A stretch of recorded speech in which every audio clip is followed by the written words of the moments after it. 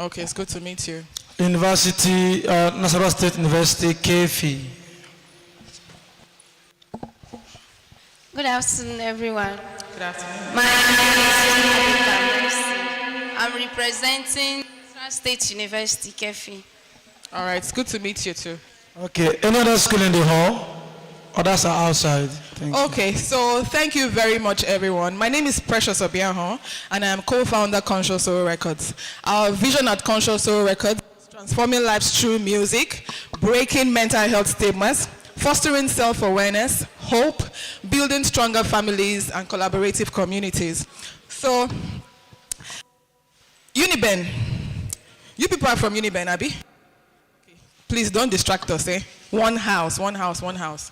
So when I was invited here, I said to myself, what can I say to people who know it all?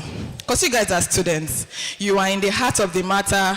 You are liaising with lecturers who have PhD, who have doctorates, who are knowledgeable. So I'm coming here to share my experiences with you. I'm not coming here to share what your lecturers have already taught you in class, but I'm hoping that I can share my experiences with you, and then I can also get you to share your own experiences with me. Is that okay? Is that okay? So this is going to be an interactive class. I'm not here to talk to you. I'm here for us to talk to each other. So when I say something, I expect that we respond, right? Are we together? Are we together? All right, thank you very much. We're going to start with mental health. If you hear the topic he mentioned, he said, how do artists handle their mental health in a time of adversity? Do I need to stand in a particular place for this microphone to stop seizing? So can you all hear me? So how do we handle as artists, as painters, as dancers, as storytellers, as script writers, as singers, even as just listeners? How do we ensure that our mental health stays the way it's supposed to be? How are we able to stay resilient in a time when everything around us isn't working? How are we able to stay competitive? Because that's the entertainment industry is a competitive one. Do we all agree? Do we all agree? So how do we function in a society as artists that is competitive? How do we ensure that we build our resilience such that no matter what is happening to us, we don't forget who we are as artists? So I'm going to be asking a few questions before I tell you what mental health is, and before I even give you my opinion of what I've come to tell you today. I would like to ask, can anyone tell us what they think mental health is? Does anyone know? If nobody volunteers, I will come down and go and point at somebody. All right, so, yeah. The extra microphone, please. Okay.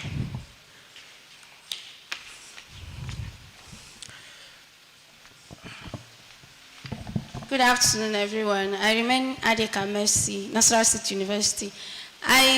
My understanding about mental health, or what it is the state of the peaceful or the crisis mindset of the brain and the body cells that is being triggered by stress or overthinking. Okay, that's an amazing definition of what mental health is. She's right. It's mental health borders on everything that she has said. I would like someone else to tell us what they think mental health is. This time around, maybe a guy. Okay.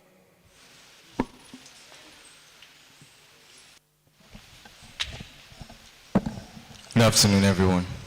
I'm by name Praise Elisha, and to my understanding, mental health refers to the sanity of your state of mind. Thank you very much. He said the sanity of your state of mind. So if you are sane or insane, that's how we know if you have your mental health is stable, right? Is that what you mean?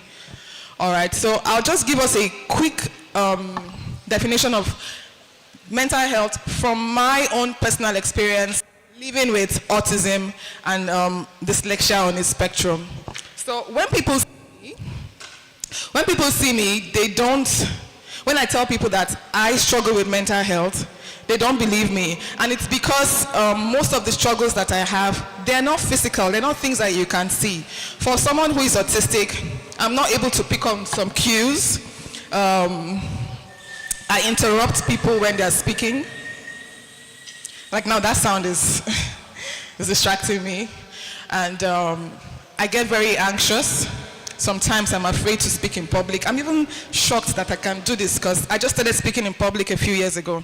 People don't believe that before now I couldn't talk in public or that I couldn't even speak in front of anyone. They don't believe me. But the struggles that I've had have helped me understand that mental health is your state of mind, is your relationship with yourself. How do you see yourself? Do you think that you're not worthy of the experiences that are around you? Do you believe that you can function in a society and be like everyone else? Are you afraid to speak your mind, say how you feel, to be authentic, to be yourself, to not be here and then tell yourself that because someone else has looks different, that you want to now become like them? It's the experience you have of yourself. Mental health is your relationship with yourself, your relationship with others, in the sense that, are you afraid of the people around you? Do you trust the people around you? Or do you only trust yourself and you don't trust the people around you? Are you able to be part of a community and say, okay, you know what, there's a lecture going on in LC 500. I want to be part of it. You know, some people will tell you that, I beg, I don't want to go there, I don't want to see anybody. Have you heard that kind of thing before? Have you heard that before?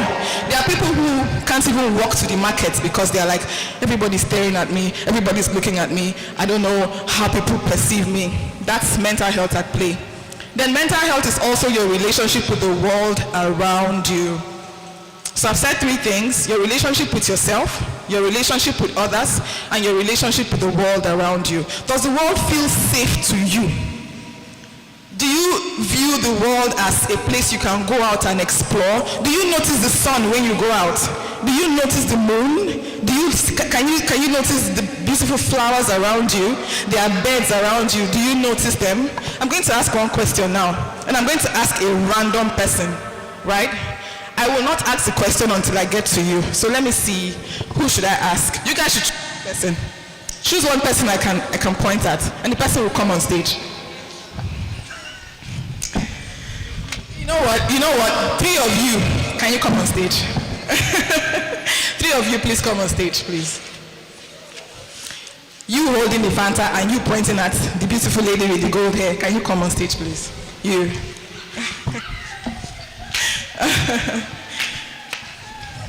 No, you want to come? You can come if you want to come. You can come if you want to come. You don't want to come? Okay, Fanta lady, come. I know you told me your name. You told me your name, right? Can you guys remind me her name, please?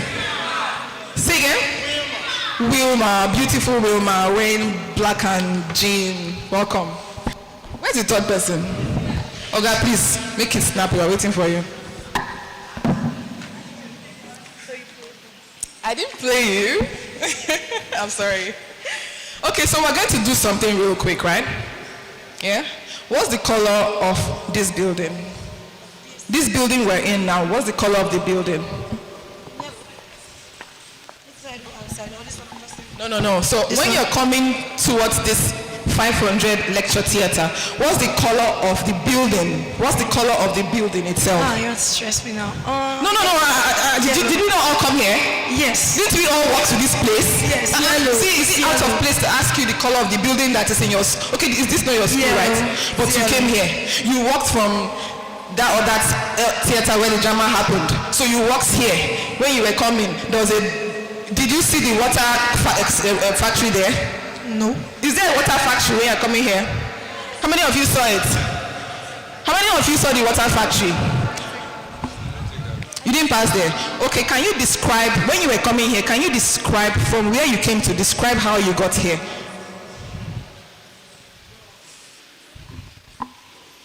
Okay, can you, please use mine. Describe how you got here. Okay, from my hostel, it passed the fast food to this block. So you know there's a fast food? Yes. So we agree she knows where the fast food is, Abby? Abby? food, God don't catch you now. Now describe the fast food, the colors around the fast food. Was there an attendant there? Were there people around there? Describe that fast food to us.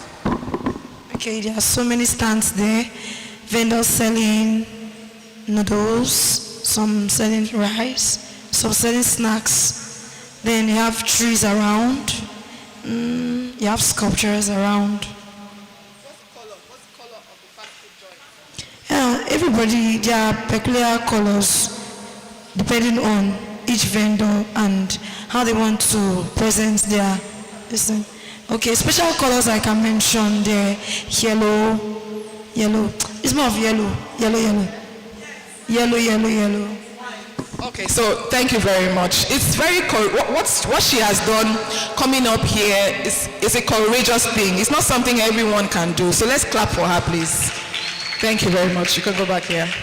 So I use glasses like you. No, wear your glasses. Me, I know this. I can't see without my own glasses. I can't see without my glasses, so I don't know. Is it the same thing for you too? You can't see, so we are different. Good. You can see with your glasses. What's the color of this building? The color of this building. It has two colors because some segments of this building is giving another color for some certain reasons. Looking outside, we can say it's amber yellow. You understand? Then there is one segment where for virtually towards this decay, you will see either a brown color, you can call it a brown, or you can say it's a deep dark red. Yeah, towards especially these revelations, wherefore you see Department of Mass Communications and the rest of them. It's yellow. So I know it's yellow now. Is it not yellow? But there's another color on it now. There's another color. Is there no green on this? There's green. So it's yellow and green. So you see, he said he could see with his glasses and without his glasses. Now suddenly he cannot see again. God bless you, my brother. Thank you very much. Thank you very much. Let's clap for him now. It's not easy. Well done, sir. Please don't be. So we're going to do something, right? You're already inside this building now. So I'm hoping that when you came in here, you looked around you, right? Did you look around you? Okay. You heard him. He said he looked, Abby? He said he looked. Okay. So I'm giving you the microphone now. No. Okay. So and I want you to hold the microphone while I'm asking you. How many pulpits are here? How many sections of pulpits are here? Understand my question? Okay, did you just answer my question while I asked it to you? Okay. Tell them the question I asked you and tell them your answer. How many pulpit stands are here? How many chair stands, right? Yeah, 8. Okay. But did you know before I asked you? Did you know before I asked you the question? He didn't know before I asked him the question. He had to count 1, 2, 3, 4, 5, 6, 7, 8. Right? So let's clap for him. Thank you very much. So again, mental health is your relationship with yourself, your relationship with others, and your relationship with the world around you. We have to notice what is happening around us. If you don't notice that there are seven plows here of chairs, how will you notice what is happening with the government? How will you notice that there's climate change? How will you notice that there's poverty in the land and it is man-made? How will you understand that we need to partner with ourselves to ensure that even as artists, we don't suffer alone? One of the challenges that we have as artists that impact our mental health the most is the fact that we always feel like we're alone. Can anyone relate to what I'm saying? If you can relate, please. Nobody's raising their hands here. Has any of us here made anything called art that we've put out? Maybe you have paintings, or you sing, or you have a YouTube page where you do your TikTok drama. Anybody here? If you have, please stand up. Let me know who the artist here in the house.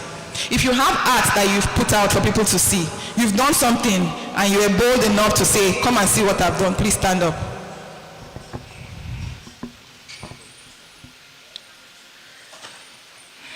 So 1, 2, 3, 4, 5, 6. All right. Please, you can sit down. Thank you very much. So what it means is that the people who don't have art out yet, it's either you haven't created anything yet, one, or you have created and you haven't put it out there. Am I correct? Wow. Sorry, what department is this again? Please remind me, what department is this again? What is theater arts? What is theater arts? Because I'm confused. I was thinking I was going to walk into a class where everybody's an artist. Oh, obviously you guys are just entertainers, right? So who are the artists here and what is theater arts? Please help us.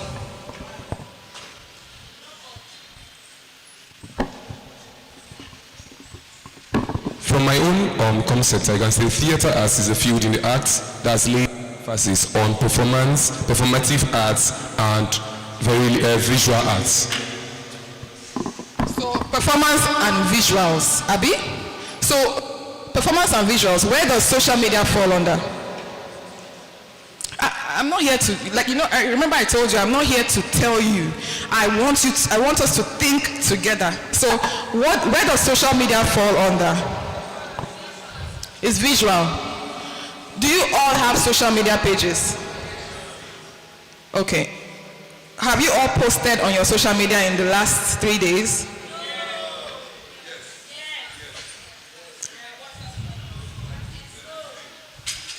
Okay, so because what I was called here to talk about is how your art is impacted by the environment and the likes. But it means that that's not what I was supposed to come and talk about here today. I think we are still afraid to put out our art, right? I heard the speaker say something earlier on. He said most of us are hiding. If you're hiding, then how are you an artist? How are you an artist if you're hiding? You cannot hide. Your existence, who you are, is your art. So you can't afford to hide who you are.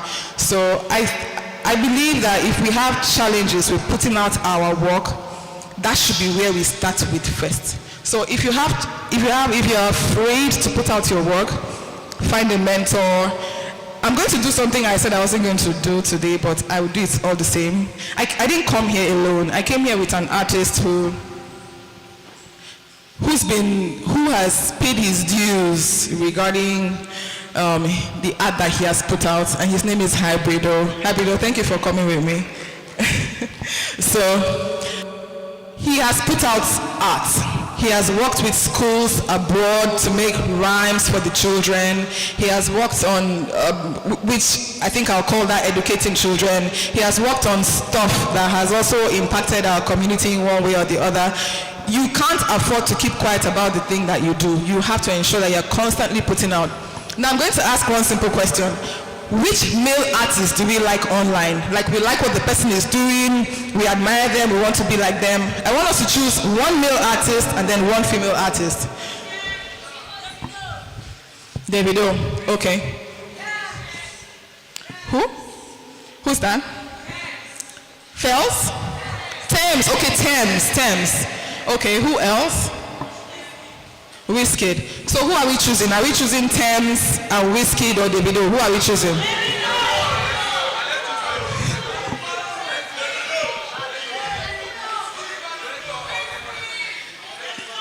Okay, if you're for Davido, say yeah. So Davido, right? So we're going to do this. Who is the second person for the male option? And who? So we are all agreeing to choose Davido, right? So female artists, Thames and who? Thames and Tiwa. So if you're for Tiwa, say yes.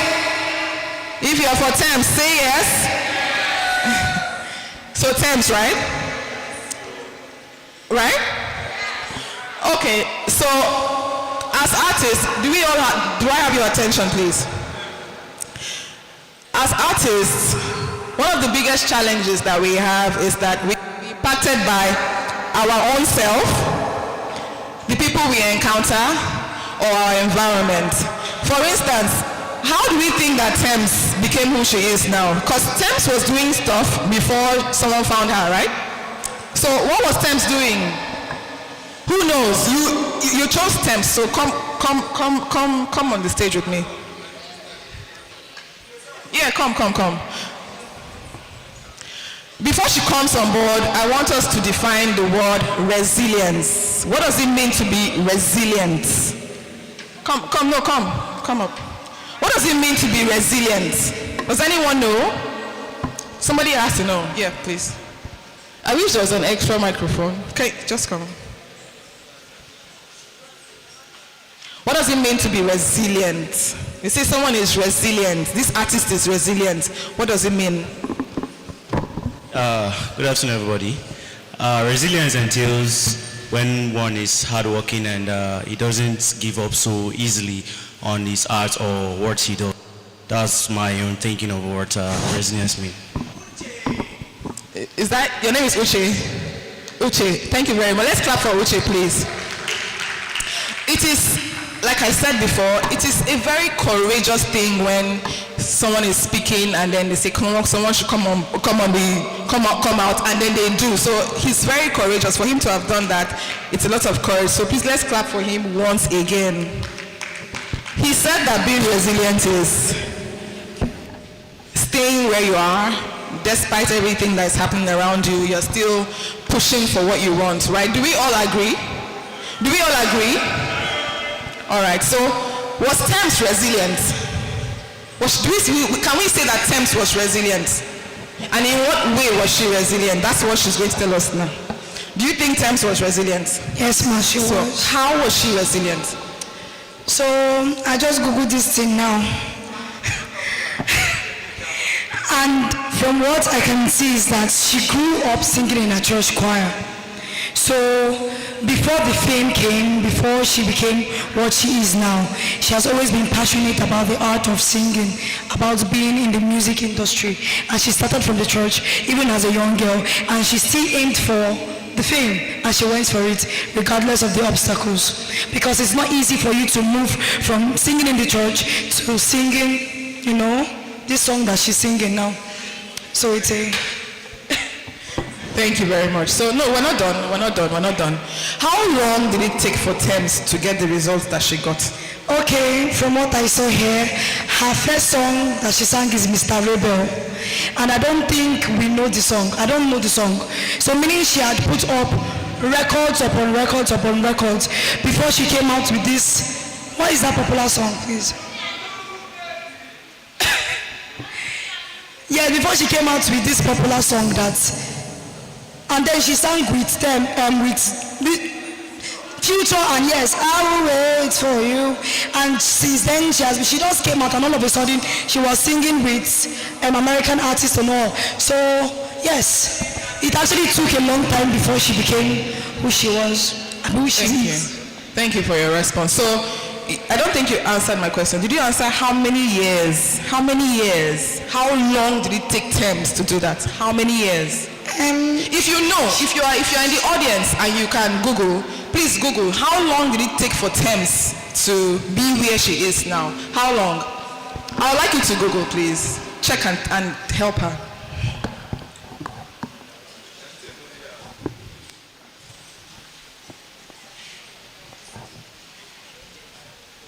Has anybody gotten any answer? Are we seeing how long it's taking for us to check how long she did what she did? Can you guys see how long it's taking for us to even find out how long she has been doing what she has been doing before she became who she is now? Thames is spelled T-M-S, right? Okay, from what I can see here, she was born 1995. She sang in a church choir until 2009, and from 2009 till now, I don't know maths. You have a cat in your phone, just use it. 2019 now is what? Yes, 15 years. So is that not a long time? Would you say that she does not deserve what she has now? She does. Let's answer now. Does she not deserve it? Will you say it just happened to her? Did it just fall on her laps? You are not answering again, no? Did it just fall on her laps that she became who she is now? Or she has become who she is now?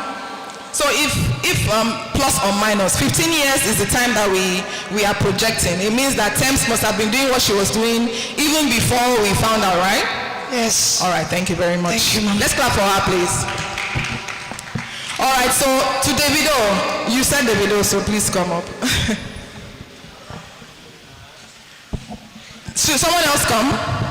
Okay, someone else, please. Yeah. Yeah.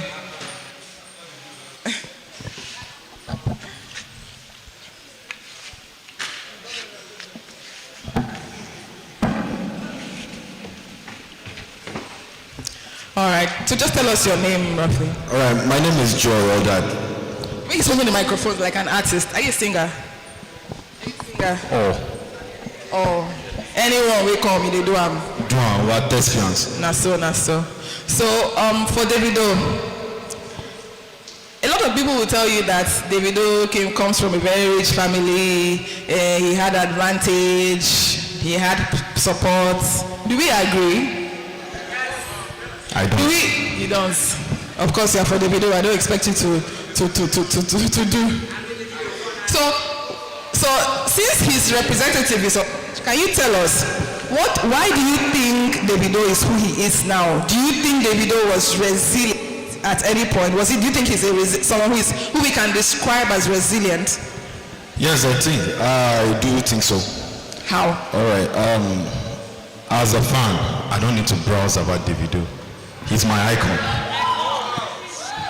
You follow up. So it wasn't an easy journey for Davido to be who he is right now. Despite the fact he grew up from a wealthy background, it wasn't easy. His dad is this kind of person that loves education. So his dad wanted him to go to school. Davido has passion for music. He started as a producer.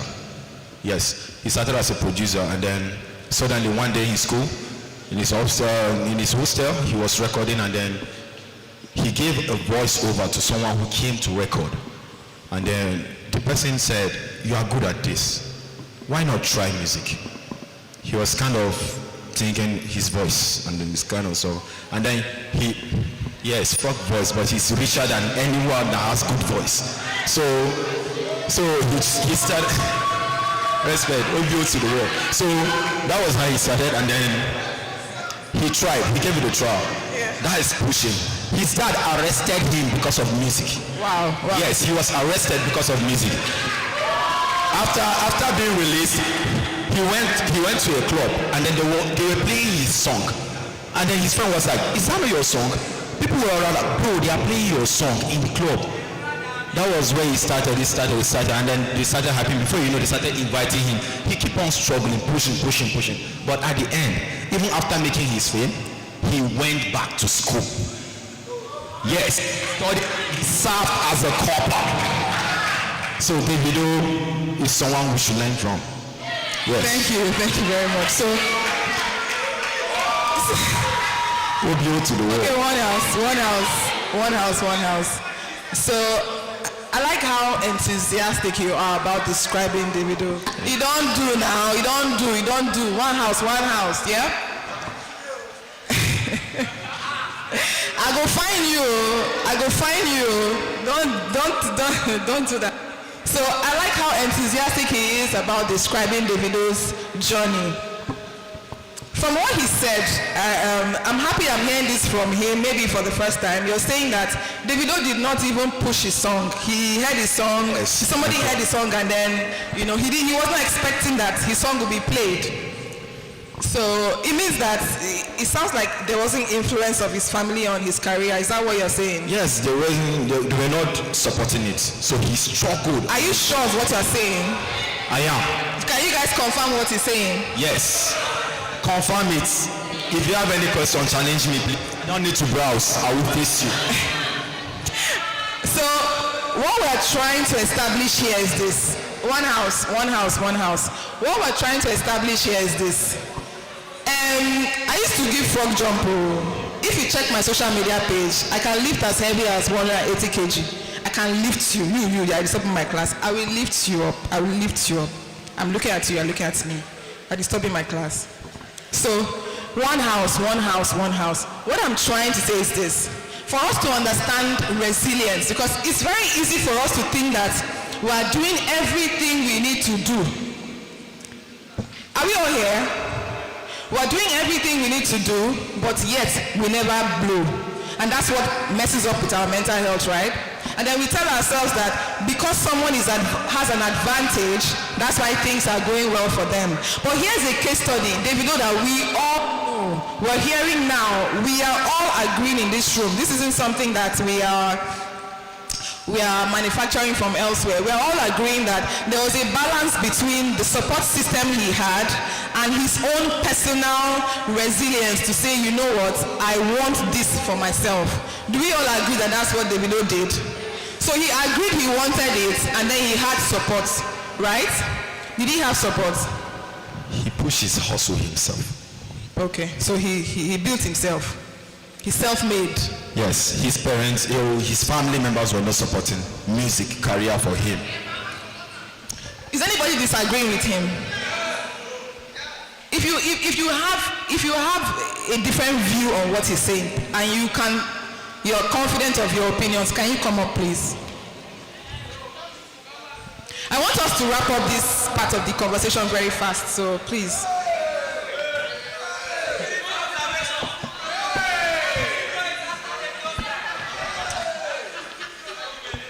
So here we have someone who says Davido was not supported.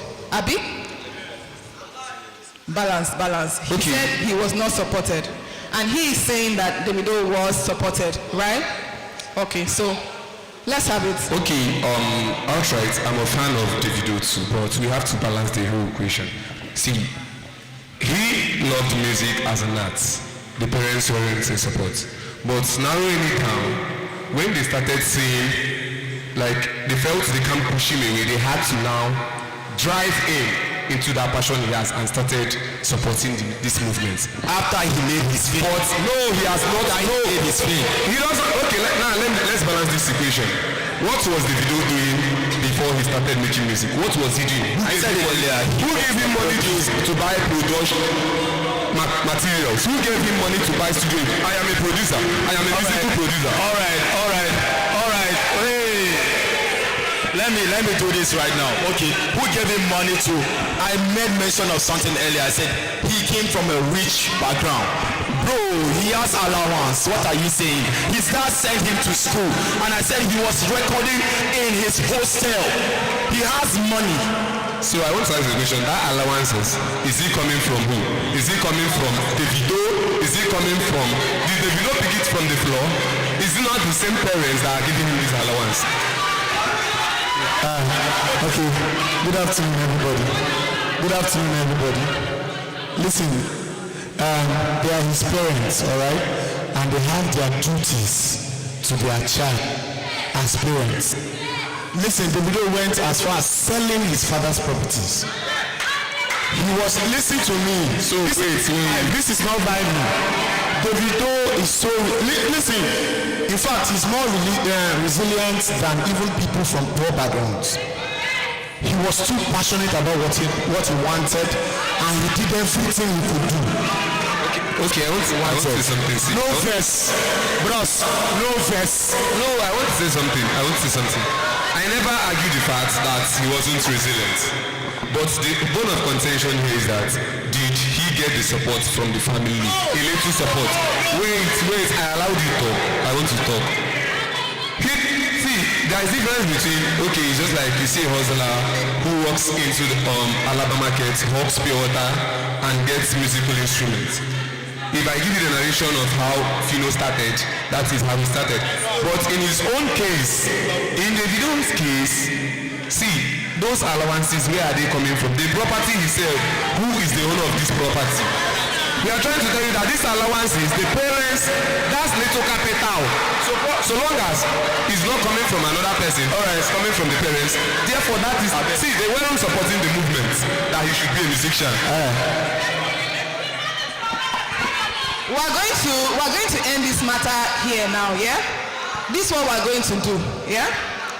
Since we have for and against, we're going to do this. If you know you want to argue for, come this way. I need 3 people. And if you know you want to argue against, come this way, 3 people, so that we can have a balanced conversation, right? Yeah. So 1 more here and 2 more here. If you can get a woman here, it would be nice, so that we can gender balance. Can we have one more woman to okay, 1 man here and then a woman here, so that there's gender balance. All right, so who's going?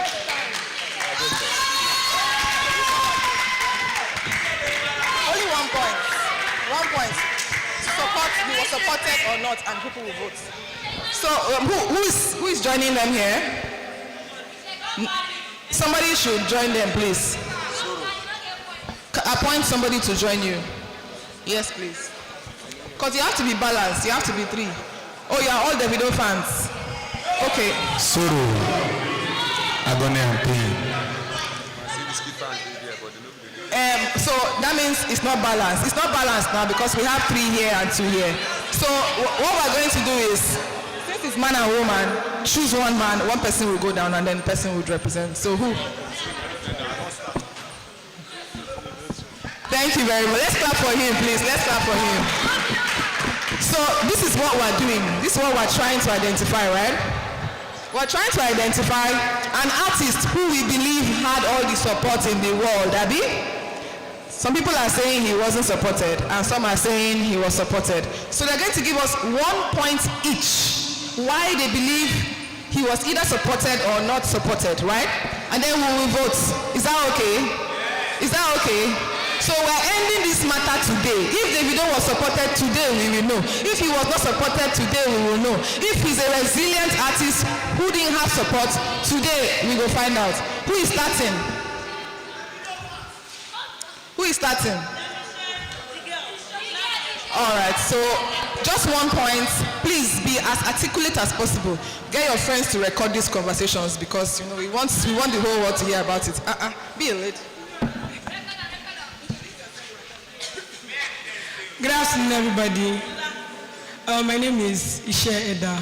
So I'm not saying Davido was not resilient. That's not what I'm saying. But I'm saying that his family supported him. Because, okay, somebody made mention of something about allowance. Who gave him the allowance he was using? Was it not his family? Was it not his father? That is still support. That is still support. You cannot tell me he wasn't doing anything. He wasn't doing anything before he started his music career. His parents were the ones funding him. So let's say from the money we were giving him, he was using it to boost his music career. That is still support. No. Excuse me, please, I'm still talking. That is still support. As far as the money was coming from his parents, it wasn't from him. It is still support. Thank you. Okay, I want to throw light to what Shirley said. I've introduced myself earlier. My name is Amadi Chimne Chukuma. Okay, I rightly said, see, Davido was resilient. Because there are persons who come from rich homes, but at the end of the day, they can't ascertain fame like you are. So that shows his. But my own concept here is that he was still supported by his family. See, they never supported the nation of music, but those little tokens they gave him, he was channeling it to music, showing that resilience attitude. But wait now. Wait, yeah, if you should define the act, I wish you guys can understand the meaning of support. Support means an elbow, a limb, an aid, and a plus. Indirectly, he was given a plus. If there was no money, if his parents weren't rich, if they weren't giving him allowance, do you think he would have that support? Okay, good afternoon, everybody. You were talking of allowance, right? They gave him allowance, but they did not give him money to buy musical instruments. Don't get it. It is under a probability that his parents does not know that he used that allowance to buy music products. So you will not argue it. You will not argue it. You don't argue it like that. See, he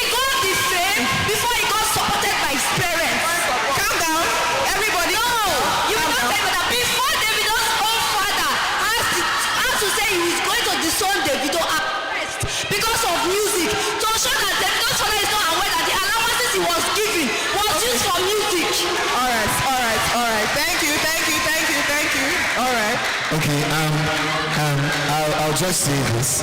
You know, trust me, I'm also an entertainer, all right? I'm an MC comedian. Now, so many of us that come from average background or say poor background, we see only our side. We don't know how it is with these rich people. You don't know what it means when your father is rich and he tells you this is what you have to do. And he's paying for you to do that thing. We don't see, we only see our own poor side. We think it is easy like that. Listen, everybody, if Davido's father was not rich, Davido would have still made it in the music industry. Because of resilience, that is what we are talking about. Patoranking, people that sold rat poison, people that did conductor, they made it. He would still make it. He would have found a way, bro, to make it. No reason now. The main point is this: you guys are using this to compare Davido. Hold on. Because Wizkid now, they wait. No, One house. Because now you guys said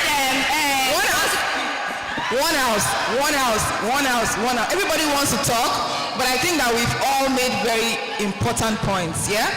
If you have any more to say, gather together and put your points and choose who is going to say it, because we're going to choose the winner now. So put your points together and give your last speech. You two, whatever it is you want to say, come together, you're giving your last speech. Who will represent both of you, and then you have your chance to talk for the last time.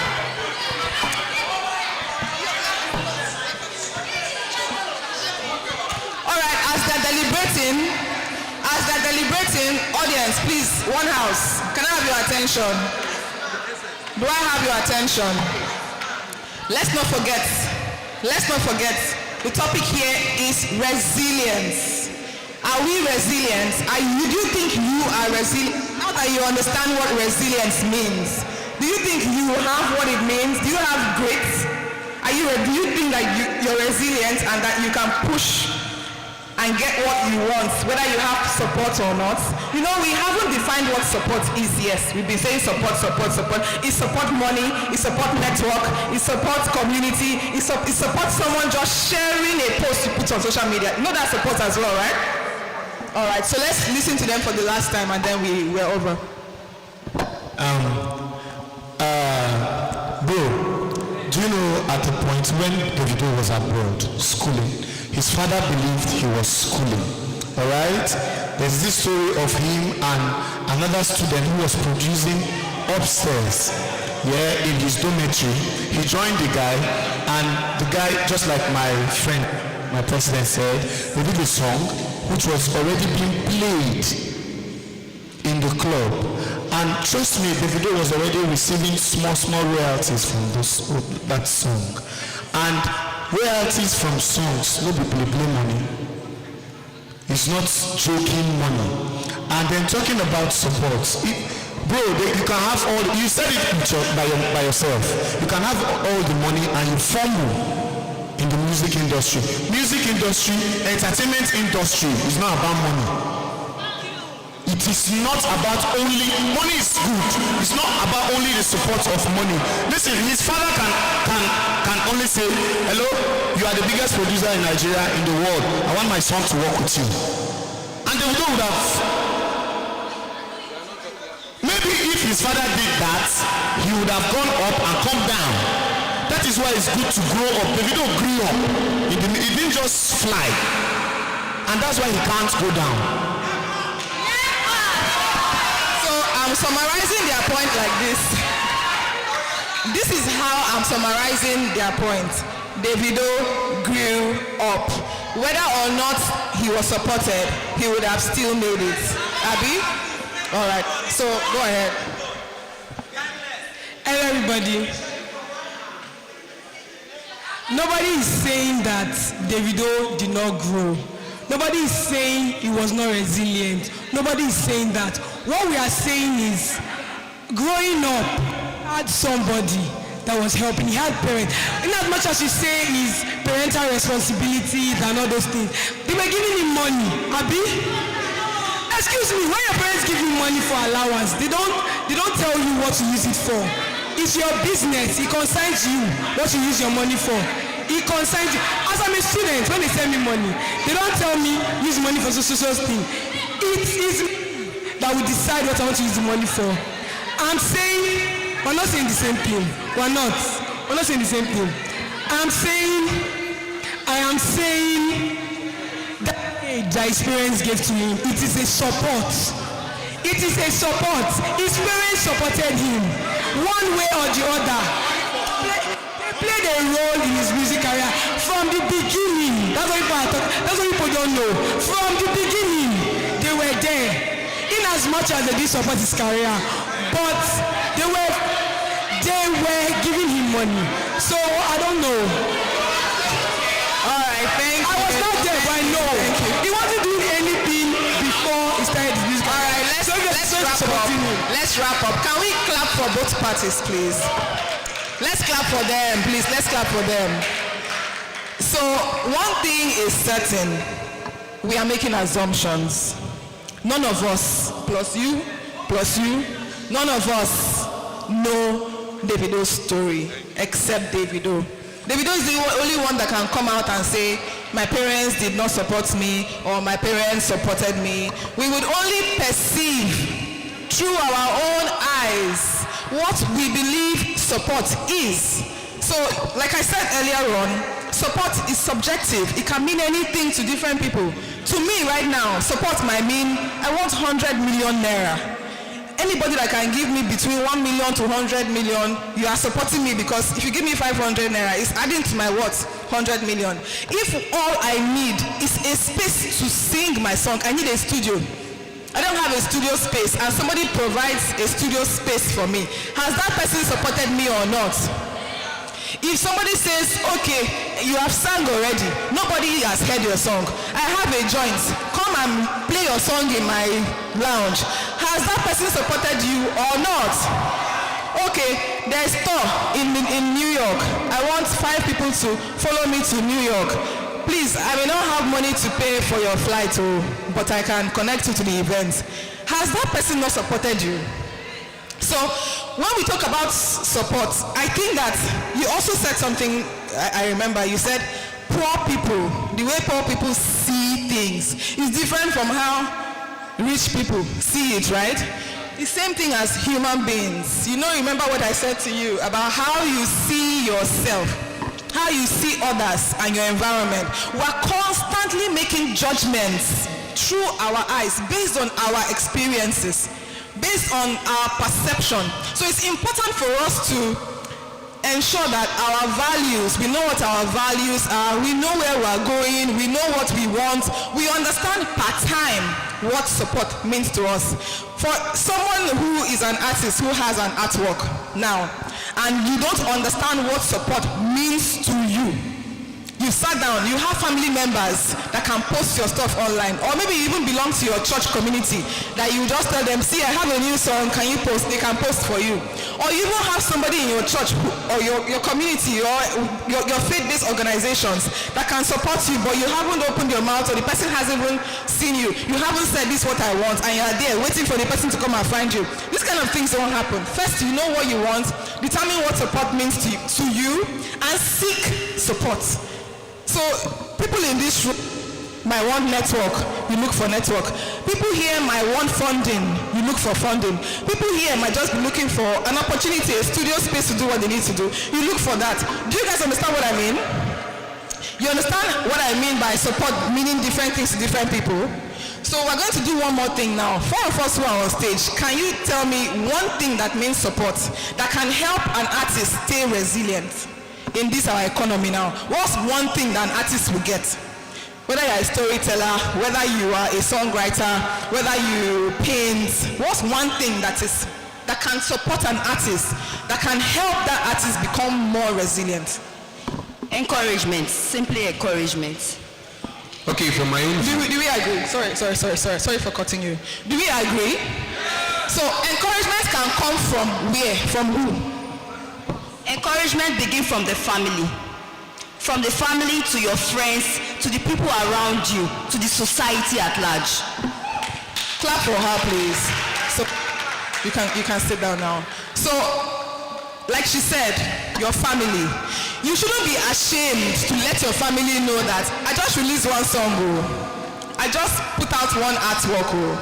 Hey, I'm going to be in a play in my school. Can you come and watch? Most times we don't invite our people. We expect our people to just support us blindly.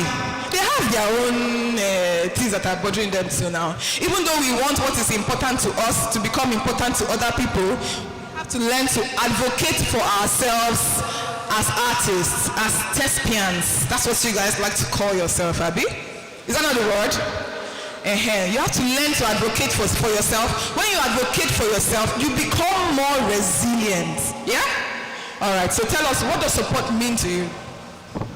For me, the biggest kind of support is hearing somebody tell me, bro, you did well. Maybe after watching my craft, you did well. Trust me, if you continue like this, you're going to make it big time. Trust me, dude. That is the biggest form of support for me. Yeah, still encouragement. Thank you very much. So, it's still encouragement. But can you give us a word for what you mean? Because somebody else said encouragement. So, give us a different word for this support you're talking about. Like when somebody from the heart appreciates my craft with words, like from the heart, like yes, feedback, good feedback. So who do you want the feedback from? Who is it? For instance, for me, after this conversation now, Hybrido, I came here with him, right? We came together. I'm going to get my feedback from Hybrido, right? So for you now, who are the people around you that you believe you can get this feedback from? Everybody that watch, like if you are maybe privileged to sit where I do my thing, I want my feedback from that place. Yeah, but I have one biggest feedback I'm waiting for. My father is a very, very funny man. Until today, he didn't go to school, so till now he just look at me like, okay. So I'm waiting for the day you say, correct. I understand you. Thank you very much. You can sit down. Thank you very much. So, feedback. Most importantly, feedback from him mean it to him.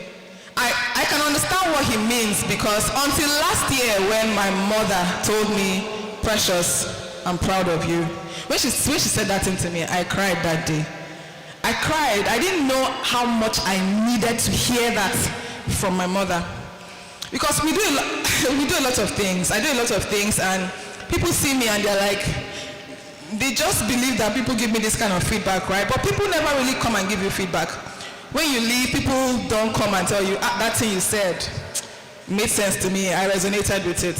And for artists, we need validation. As an artist, you need someone to tell you what you're doing, continue doing it, you're doing right. In the places where I've worked, I have people who I manage, and I also had people who managed me.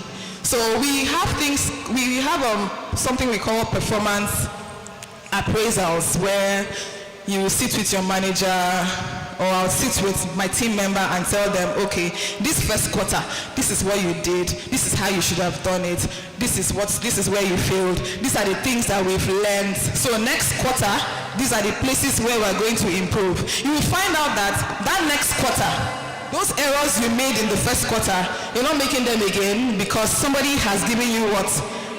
Feedback. Can you tell me, somebody has given you what? Somebody has given you what?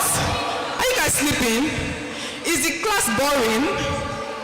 All right, so as artists, it is your responsibility, like I said, to stand up for yourself. You have to choose people who are safe for you. People who you know, they have your best interest at heart. For me, I have a few friends. Whenever I do anything, in fact, sometimes before I even put anything out online, I send it to them and I tell them, what do you think about this? And then they tell you, no, this is beneath you. No, you shouldn't do this one. Or do it and let's see what happens. Or hey, I saw what you did. Amazing job. It helps you stay grounded. It reminds you that you're relevant, because you're doing because you want to impact people, you're doing because you want to share your art with them. Of course, if I'm sharing my art with you, I want to know how you are interacting with it. I want to know your interpretations of my art. But if I'm just waiting for random people to come and give me feedback, it may never come. So as an artist, or as thespians, it is our job, it is our role to seek out people who can give us this feedback. Don't wait for feedback to come. Even if it comes, fine, but don't wait for it to come. It is your job to find people who give you the feedback. Do you guys understand what I mean? All right, so for you, what does support mean to you? Okay, from my own line as a creative writer, I coined this support into 3 words. Art. Now what does art say? Art says art, which is advert. When you advertise my craft, I write poetry. I'm in the 366 days of poetry. Then the R, recommendation. When you recommend me to people, look at this guy's work. Then lastly, testimony. When you testify according to the good works I've done to the masses. That is mine.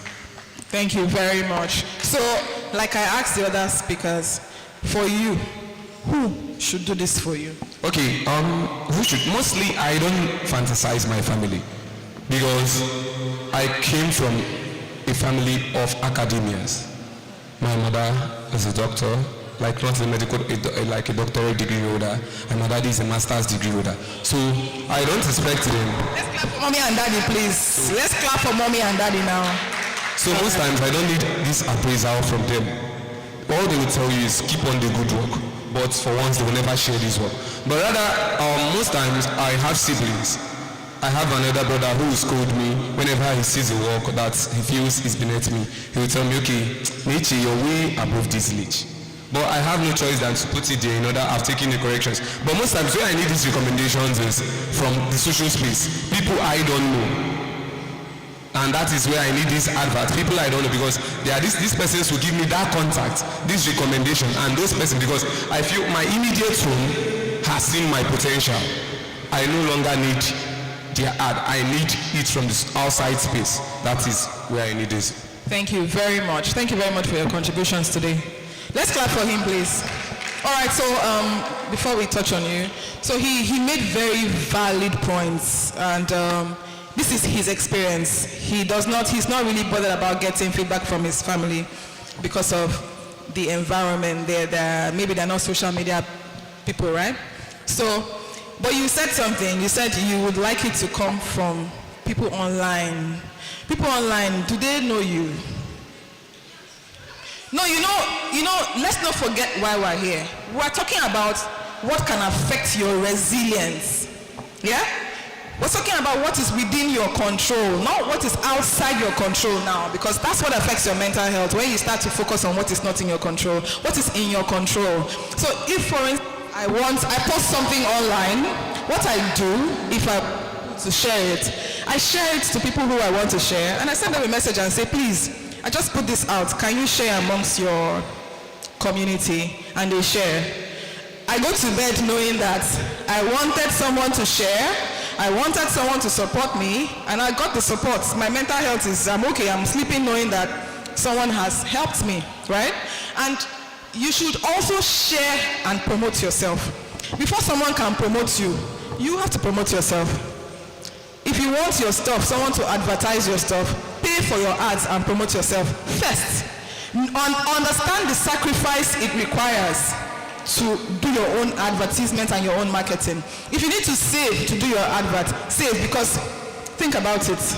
You want me to advertise you when you haven't advertised yourself? Like, if you're not that important to yourself, why should you be more important to me than you are to yourself? Do you understand? So it's that kind of thing where you know you're valuable, you know you're worthy of sin, you're not afraid for the world to see you, and then you put out your art and you go ahead and promote your art. So do you guys get that? Don't wait for anybody to promote you. And if you don't have money to promote yourself, save, find supportive communities, and then promote yourself. And before you know what's happening, other people can recognize that you see value in yourself, and then they can now start to invest in you too. All right, so what does support mean to you?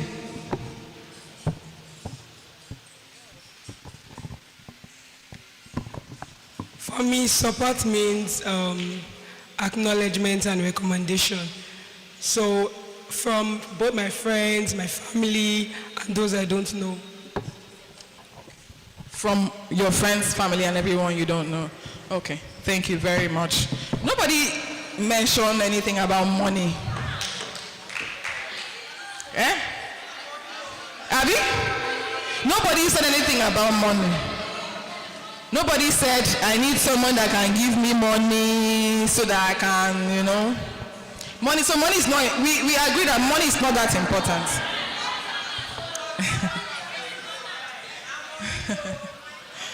Okay. So we're going to go back to why we're here again. What is mental health? I'll tell you again. Mental health is your relationship with yourself, your relationship with others, and your relationship with the world around you. One more thing I want you to understand is that mental health is also brain health. So by brain health, I mean that there are chemicals in our brain that determine if we're happy, if we're sad, if we're disappointed, if we're angry, if we're, you know, all of those things, anger and the likes. There are chemicals in our brain that can affect how we view the world. Do we get that?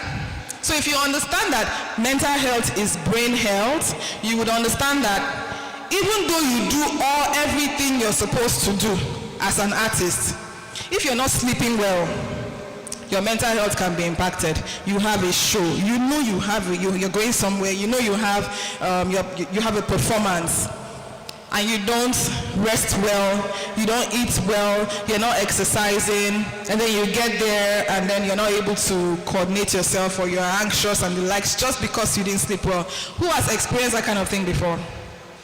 Does anybody understand what I mean? You see, so when you don't sleep, generally you're more prone to making errors and making mistakes. So we have to constantly understand that as artists, we function in a very competitive world, and you determine I get the support I need. I will seek out opportunities where I can showcase my art, and I will do the best I can to ensure that I become who I need to be for myself, for the people around me, and for the world around me. Yeah? Can we clap for me? So, if you have any questions, I would like you to ask me now. If you have any questions around, yeah. Okay, let's start with her.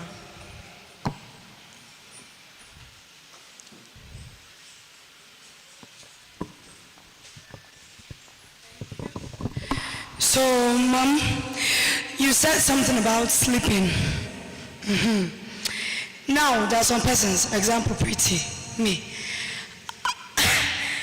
I work more under pressure. I'm not just capable of doing anything. Okay, just stand there. So, I'm trying to understand your question. You want me to help you see why you like working under pressure? Is that what you're asking? Okay.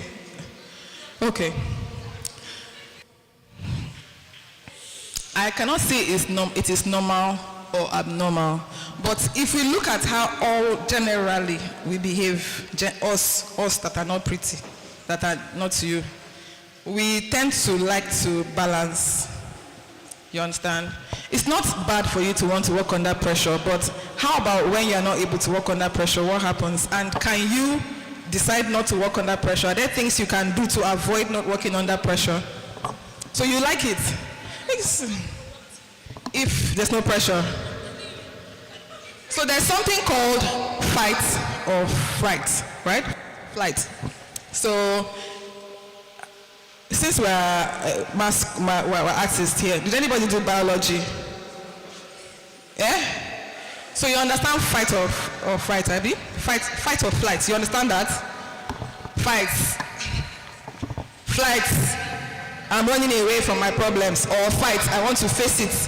And everything that happens, I'm attacking. I'm seeing everything as fight. Yeah? So if you are constantly in fight or flight, right? The way you're describing now, it sounds like when you're under pressure, it is tending towards that fight for you, right? is actually not, it shouldn't be that way. It shouldn't be that way. We should find a balance. So I'm going to explain a concept to you guys that I understood while I was trying to learn about adverse childhood experiences. Adverse childhood experiences is a study that was conducted by the Center for Disease Prevention and Control, and they covered about 10 areas. They covered domestic violence, so children who witnessed domestic violence, people who didn't have enough food to eat, parental separation, children who experienced their parents going to or a correctional facility, children who didn't have, who their parents were emotionally abusing, physically abusing. So they checked all these children and they wanted to understand, people who witness these things, how does it affect their mental health as adults? And they realized that out of these 10 things, people who had experienced these things had a higher chance of having mental health challenges as adults. So you can Google the Adverse Childhood Experiences study. It's online. You can find it, find the score, and do. So while I was studying it, this is what I found. It's not so much that something has happened to us while we were growing up or during our formative years when we were much younger. But when we grow up, are we able to remember our original setting, how we were supposed to be? So if you're under stress, what happens is your body does not remember itself anymore. Literally. So if you did biology, you would understand that if you have a disease, your body is supposed to get inflamed. That inflammation is supposed to tell your body and all the soldiers in your body that, look, something is happening here. And then your body sends soldiers there to brain soldiers. This is just story time, right? Sends brain soldiers to go and fix that problem. Now, after fixing the problem, your body is also supposed to produce a chemical called cortisol. Cortisol is a stress hormone. Cortisol is supposed to go there and bring down that inflammation. But if you're constantly stressed, your body will not know what to do with that cortisol. So that inflammation that cortisol is supposed to treat will stay there. And that's what causes most of the diseases that we have in the world today. So don't pride yourself that you like to work under pressure. It means that that is high stress. Am I right? I'm not saying you have mental disorder. I'm just saying that that is high stress. Anything you do that increases your stress levels can impact your mental health. What is good and what is not good. What is healthy and what is not healthy. And keep adjusting and getting better. If you have a timeline, work on your timeline. Don't wait until the last minute just because you like working under pressure. I hope I answered your question. Thank you very much. Anyone else here? All right.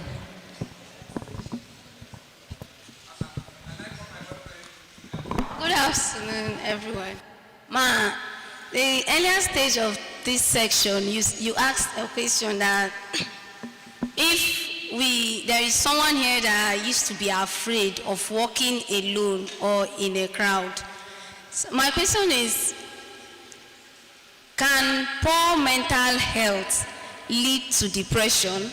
And what is the difference between poor mental health and depression? Okay, thank you very much. It's she says, what's the difference between poor mental health and depression, right? Poor mental health, depression is a sign of poor mental health. So they are the same thing. So if depression is one of the most common mental health challenges that we have in the world, depression and anxiety. So for artists, this is how I will describe what mental health is, or what depression and anxiety is. For anxiety, it's excessive worrying. You are worrying. How will they perceive this thing? What will they say? What are they saying? What are they thinking? How will they see me? That's worry. You're worrying about stuff you're not sure about. That is anxiety. But for artists, depression is when you're no longer to express your art anymore. You are afraid to, for instance, if you knew how to draw before and you knew how to draw a yellow flower, now you're no longer interested in drawing a yellow flower because you don't believe that you'll be able to depict a yellow flower anymore. So what you're doing is hiding away from what your art is. Do you understand? So I tell people that the moment you start feeling a need to hide away, the moment you start feeling like, I don't want anybody to see what I've created, just know that it's ticking, it's coming close. So it's very simple. All you need to do is just create. You don't have to create to show anybody anywhere. Create in your room, but just by all means, don't stop creating, and that's what depression can do to us. People who are depressed don't come out. People who are depressed don't want to be part of community. People who are depressed want to stay in very dark places. You guys know, right? Are you aware? You guys are suddenly very quiet. Am I touching something that you don't like? Okay.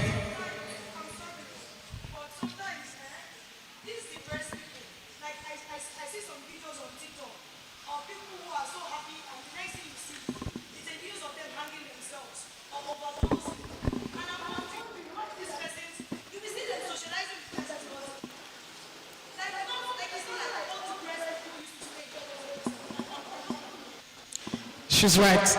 Not everybody who is depressed hides away. So I'll tell you guys a very intimate story about myself. In 2019, I think I even have something online for that. Me standing here in front of you guys, I was suicidal. I actually tried to take my own life. So at that time when it happened, I was telling people, I want to do this thing, oh. I will do this thing, oh. I'm going to, you understand what I mean? But nobody believed me. People will tell you things like, and now if you do that, you go to hell, oh. How can you do that? You? Come on, it cannot be that bad. What is happening to you that you cannot just, People did not hear me. And I'm saying that, I'm not saying they were not listening. They were listening. They were not hearing me that I was crying out for help. So, yes, most times when you see people playing online, laughing, jumping, dancing, if they tell you that they're going through something, you should believe them.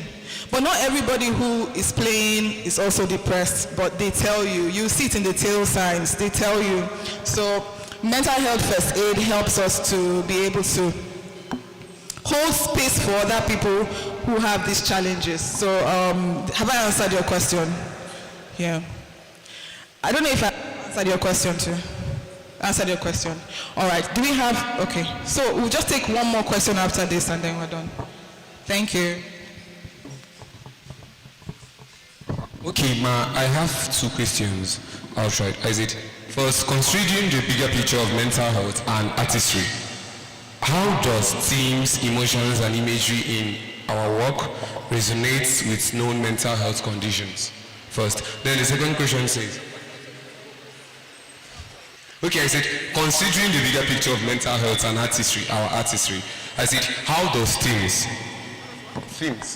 like the central message, themes, T-H-E-M-E-S, yes, emotions, imagery in our work resonates with known mental health conditions? So, like I said, your question is a bit bogus because for you as an artist, the theme you choose and the imagery you choose will be depicting your perceptions of the art that you're creating. Am I right? So if your mental health is stable, it will reflect in the product that you provide. So if you go outside, you see all those sculptures. Some are bent backwards. They're different shapes. The different artists had different things on their minds when they were making them. So it depends on your state of mind as an artist. Whatever you produce will be a reflection of your mind. According to the response you just give, there are persons, okay, let's take poetry as a field in the art. Most people write love poems. Doesn't really mean they are in love. So you telling us that meant we are looking at the mental health of such persons. I feel it doesn't really play the part. Who has heard of alter egos? Who has heard of alter egos? You've heard of alter egos. Who has heard of shadow? Do you know where your shadow is? As a human being, do you know where your shadow is? Do you know where your subconscious mind is? You know where your conscious mind is? Do you think that you can create art separate from your subconscious mind? It's almost impossible. Can you, if you want to create art, are you going to go into my own subconscious mind to create art? You're going to be creating art from your conscious and your subconscious mind. So it's always a reflection at that time when you're making. If I want to make a song about, let's say for instance, a president's wife, right? I have to enter that alter ego in my mind.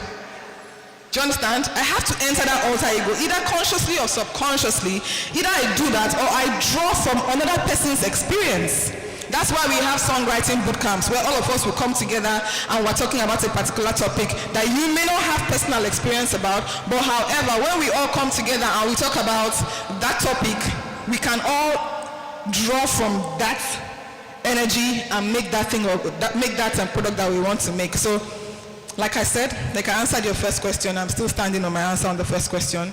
It's a product of your mind. My last question is this. Now, I would like you to help clear both the viewers and the air how our artistry serves as a therapy to mental illness. Okay, it's like this guy just told himself that, you know what, I will ask you all the questions today, you go see how far. Thank you for this question. So I will use myself again as an example. In the last maybe 3 years, from when I tried to end my own life, I started creating at that point. The first thing I did was create a suicide monologue. I made a suicide monologue to educate people about suicide and how I was feeling at that time. So I told people about my experience, told them why I was creating it, and even admonished them to say, you know what, if you are going through this, you are not alone. Isn't that a reflection of my state of mind? Now, I didn't create this myself. I didn't even create this monologue myself. I got an artist called Nanya EJ. She's from here. And Nanya was able to transform my thoughts and everything I told her into a suicide monologue, right? After that, I worked with the same Nanya again to create a song on attachment styles. What is attachment styles? It's a phenomenon in psychology. It's how we interact in relationships. I shared my experience with Nanya, told her, okay, when I was in a relationship, this was what I did, this was how it happened, and so on. And told her all the different components, and then she made art. You see, if you listen to the songs, you would think I wrote it, but I didn't. But I had to transfer everything to an artist.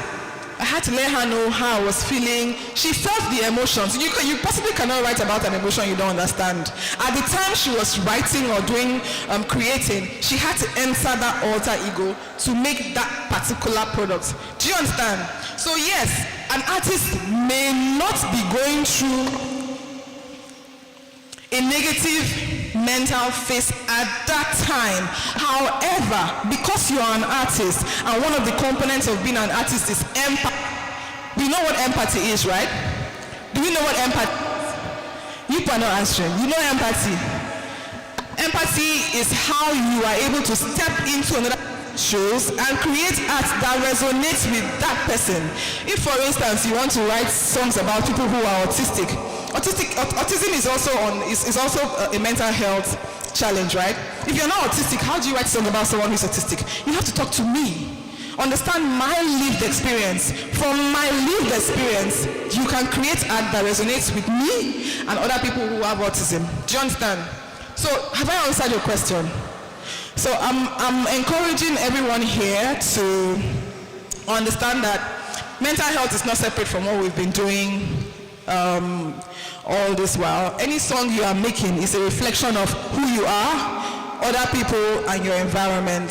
Let us continue to do the good work that we're doing as students. Let's try as much as possible to collaborate with each other. If you heard him when he started talking, he spoke about how he took himself to specific places. He volunteered. He ensured that he wasn't hiding. Ensure that you're collaborating with one another. You're collaborating with whatever organization you find yourself. Make sure that you are one of the people who puts their foot in first. Don't wait for someone to call you. Do what you need to do to make Nigeria better. And then if you've never heard about sustainable development goals, You can also Google it. The United Nations has a set of 17 goals, which they believe that if we empower as artists, we will be able to contribute to create a better world. So there's 17 SDGs, and I find that your schools, from the people we watched earlier on, you're big on ending poverty, which is SDG 1, ending poverty. I think I have it on my wristwatch. Let me look. There are about 17 of them. Can someone Google SDGs? Can we all Google Sustainable Development Goals?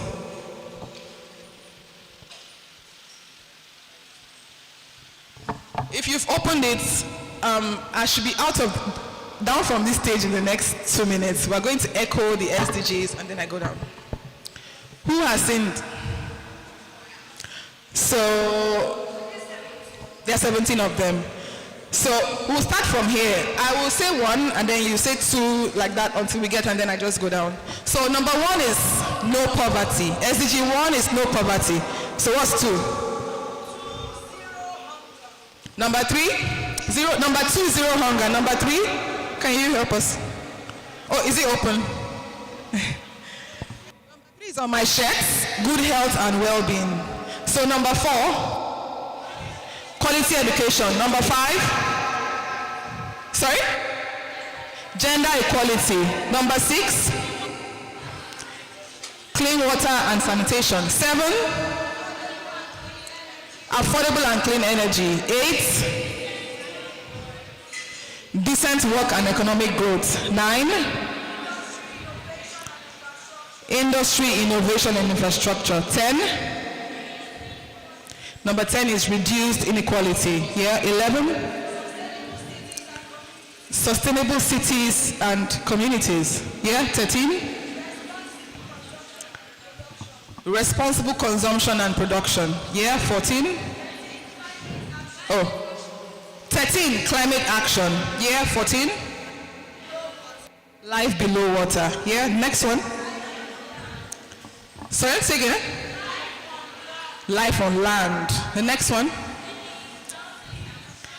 Peace, justice, and strong institutions. And then 17 is partnerships for the goals. So, as artists, try and incorporate the Sustainable Development Goals into the work that you do. It's a global platform. You can follow me on Instagram. My name is Precious Obiaho. And whenever you put out anything that has to do with Sustainable Development Goals, please tag me. I will be looking out for people who I want to appoint as Sustainable Development Goals ambassadors from your midst. I'm going to be coordinating with him to pick out these people. So it's been such an amazing time speaking with you all. I enjoyed this conversation, and I'm hoping that you're going to leave here today with something that carries you from now till the years to come. Thank you very much, everyone. My name is Precious Obiaho. It's spelled Precious, and my second name is Obeahon. Thank you. Can we clap for her once more? Don't clap, Abel. Thank you so much for this wonderful session. Is the Plasu president here? The Plasu Unsuk president, are you here? Okay, please forward. Very quickly, I would like to say a very big thank you to our madam for coming, because it is not easy to come speak to theater students. It's not easy for sessions like this to happen. The next session that will be taking place now is a session on children's theater. It's one part where people don't really want to talk about. It is also a part around the continent where you can make money and travel for free. You can actually travel for free. So to take us in that panel, our brother here will just help us to make the introduction. So I don't know if we are on. Are we on now? Adorotimi.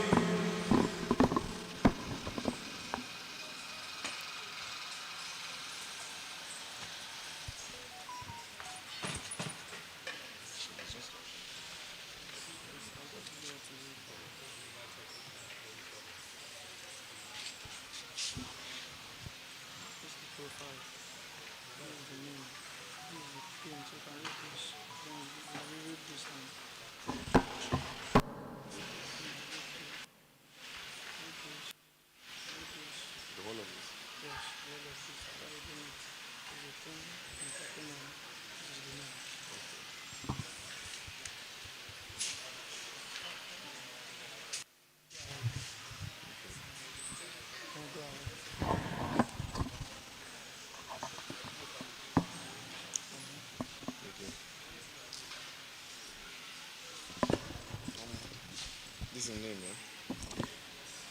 All right, good afternoon all.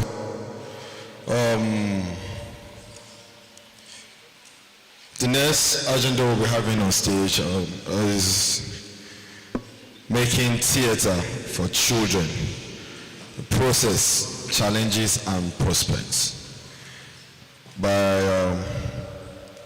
Egbo Kosisochukwu Joseph, aka MC Casey, sorry. MC Casey. Okay. Alright, a little about him.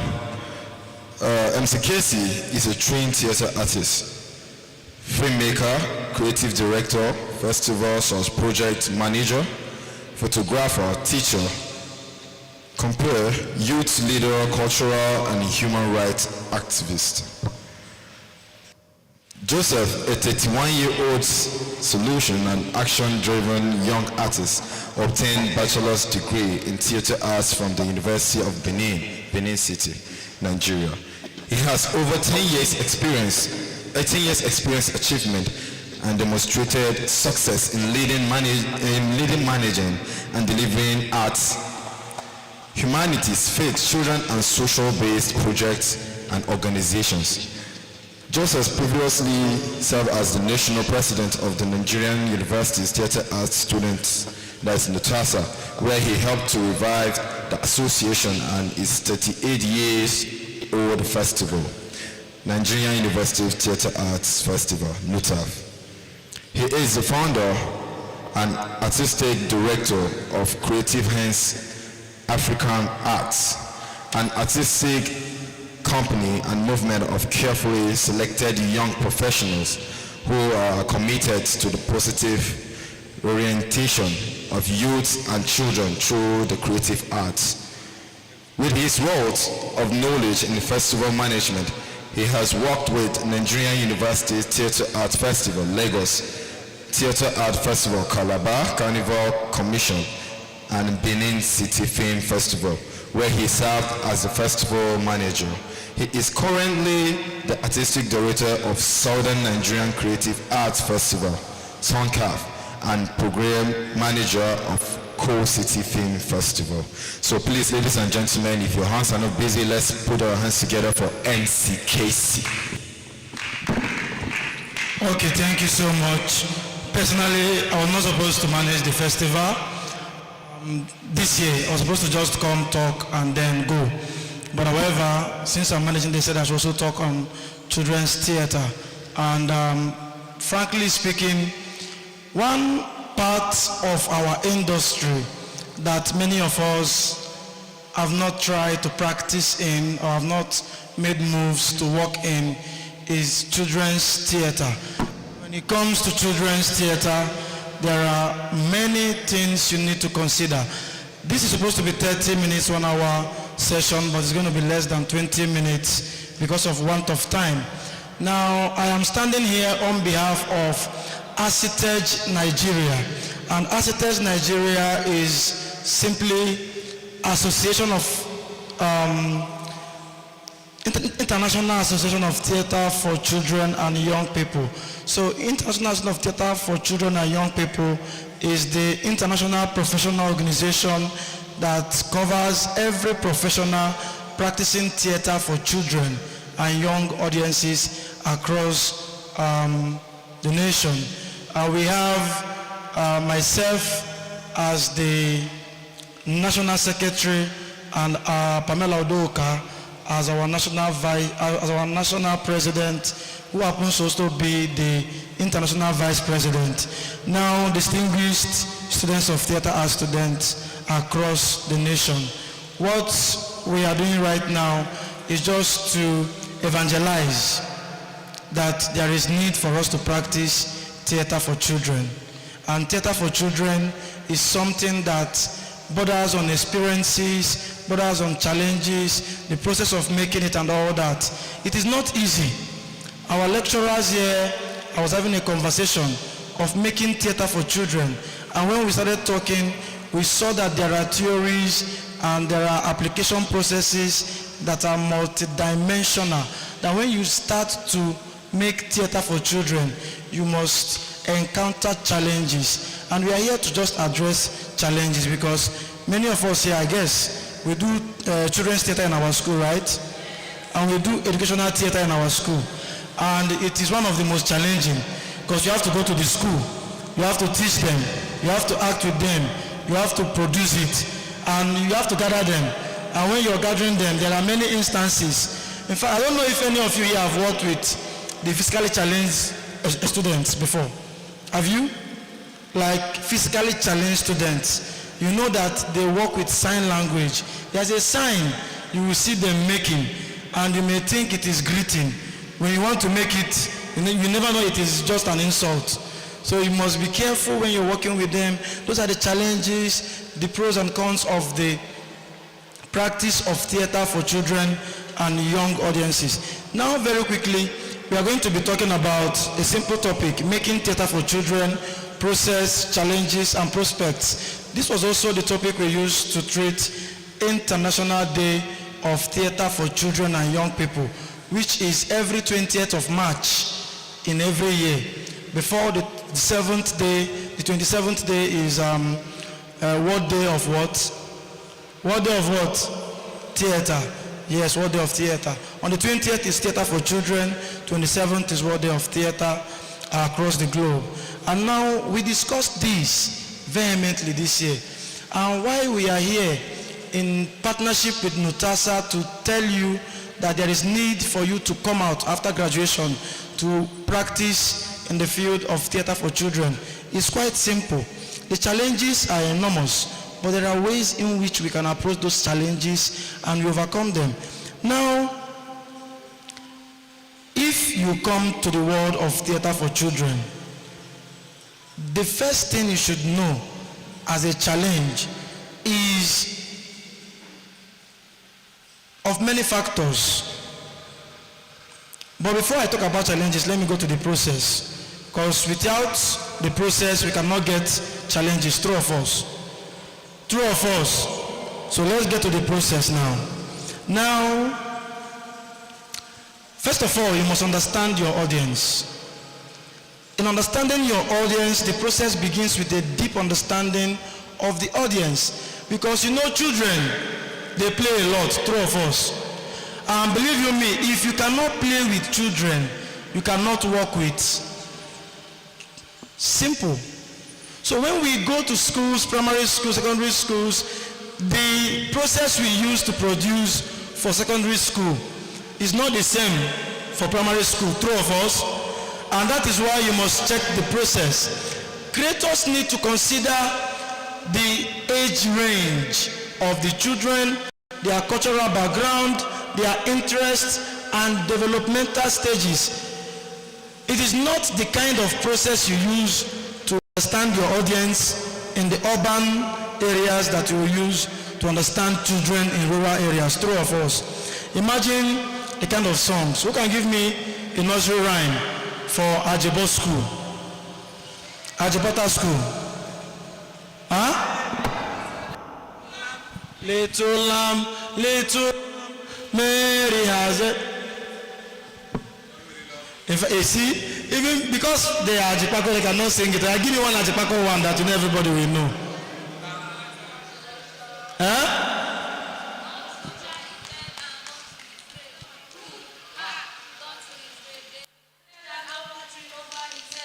Ooh, ah.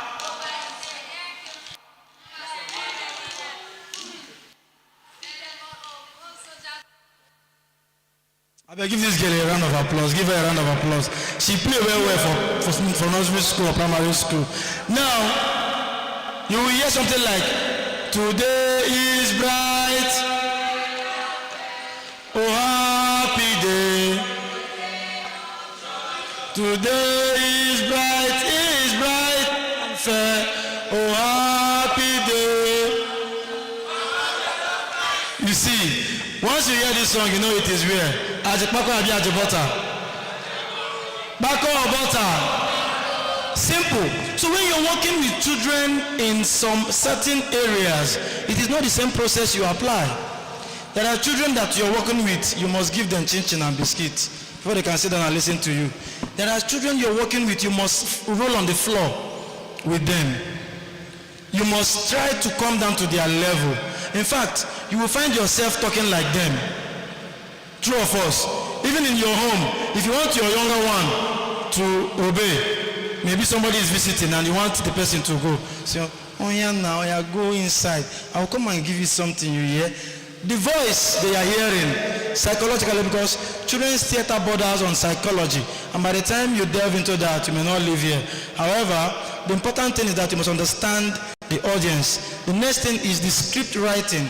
For you to write a children's theater script, first of all, in writing the script, it is delicate to balance creativity, entertainment, and educational value. You know that children likes to play a lot. So now for you to do children's theater, it borders on what? Education. And when it borders on education, you must entertain them. You must also allow them to be what? Creative.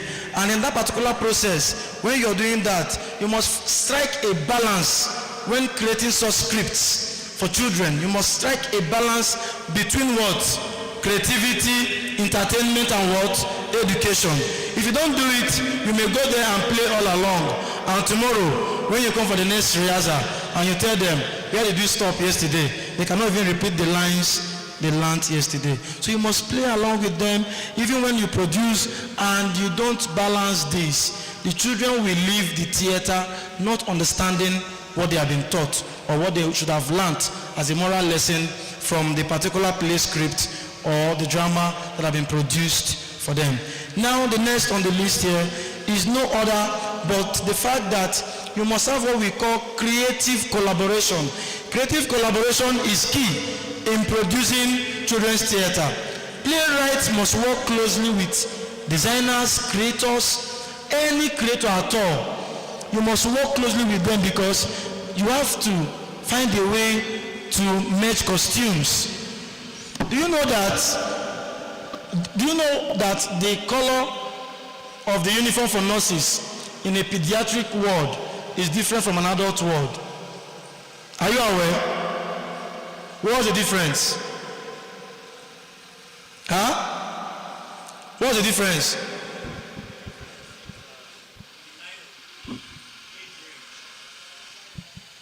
No, the uniform of the nurses is what we are talking about now. What is the difference in the uniform of the nurses in a pediatric ward and in an adult ward? You know, pediatric ward is where children are. True of us. Adult wards, I mean ward, W-A-R-D. Yeah, so what's the difference? Brighter colors. You must understand colors that can strike their understanding.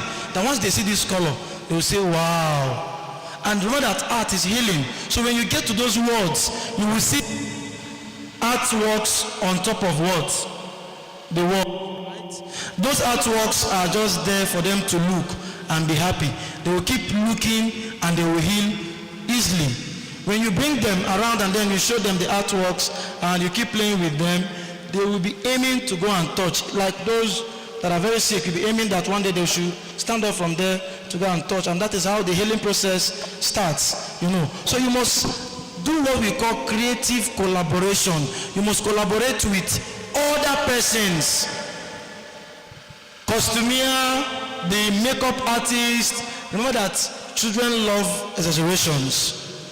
Sometimes if you come and you start looking so formal, they will not like it. But if you look like Ben 10, face paintings, Once they see you, they feel like you are someone they can go close to. But once they see you and you're not looking, maybe let's take for instance the ENSEMBLE that was on stage the other day during the costume exhibition. If you take that kind of costume to a children's theater, what will happen? They will run. Many of them will run. So you must choose the costumes carefully. That's what we mean by creative what? Collaboration. Now another thing is that there must be design and production. The design elements such as sets, costumes, props, lighting, and sounds, they are quite crucial because in creating a captivating theatrical experience for children, designs must be what? Colorful. Number one is what? Colorful. I say what? Colorful. It must be imaginative. It must be what? And visually stimulating. If they come and they cannot imagine, they cannot see, they cannot start to think deeply from the costumes, you can pass the message already to them. Now the next is rehearsals and performance. In the process of creating children's theater, the rehearsals are where the magic happens, true of us, and you must come down to their level. If you are a big boy or a big girl and you are doing community theater, you will not succeed, even children's theater, because once you get to the schools, you must come down to their level. There was a community theater project we did. It was for nursery school, not even for primary school. We had to go to their kindergarten playground and we were rolling on the floor with them. The first week, not all of them were cool with us. They saw us as strangers. We are not their teachers. So the first 1 week, we were going for their break time. When we go to their break time, we go with our own football, balloons. Once we go, we now share. Tomorrow, once we are coming and they see the balloon, they are the first to rush us and say, these people are here. They will rush out from their classroom, hug us, and then we give them the balloons and we start playing with them. And believe you me, every day we go there, you must get stained. You must be sensitive that you're going to play with children. So in creating process for children's theater, you must be sensitive to the fact that anything you are doing there is to stimulate your audience so that they can understand whatever you are doing. Now, accessibility and inclusivity. When you are creating this particular process of theater for children, you must think of how accessible these children should be to the script. The kind of storylines you are giving them, is it the kind of thing they should have access to? The kind of story they should have access to? Do they even have access to you as a creator of the story or producer of the story? Do they also have inclusivity? I am very particular about inclusive arts because when you're producing, I did a work with the special school for the physically challenged here in Edo State. And when we went for their cultural day last year, we went with some gift items. GB Food sponsored us, so we went with some gift items and we got there. Do you know that some of them can get a gift item and still act like they never got? And when they come to you and you don't give them, they will start crying. You will be convinced that they did not get, even though you gave them. And for you to teach them to always say the truth that they have gotten, you have to find a way. Either you are giving them to train them, say, but I give you before now. Person will not say, yes. And these children, it was the hardest work. This inclusive art is the hardest work of my life so far as a theater director. Because when we went to the school, it was hard to even choreograph their dance because they are not all hearing. Those that are straight, they are not all what? Hearing. So you have to find a way to choreograph the dance in such a way that they have to understand the movement. They even did drama. And for their drama to happen, there must be someone interpreting to them with the sign language. So it demands focus. I hear Uncle Kabat telling us the other day about focus to succeed as a creative artist. If you don't have focus, if you don't have perseverance, don't cross into the world of theater for children. You will not succeed. Because you have to play. It's a playground. That's the playground that theater is. You have to focus for them to get focused. Even in your playfulness is also a focus plan for them to get what? Focused. So if you don't play to get them focused and you're not focused yourself, the two of you, no focus. And that's the truth. So you must play along, play with them. Now the next, evaluation and iteration. Throughout the process of creating the theater for children, you must evaluate the effectiveness of your work. You must solicit feedback from the children first. Are you understanding me? Your number one feedback should come from where? The children that you produced for. To know if they even liked what you did. Whether not only you they talk the story, they go. I mean they pay attention.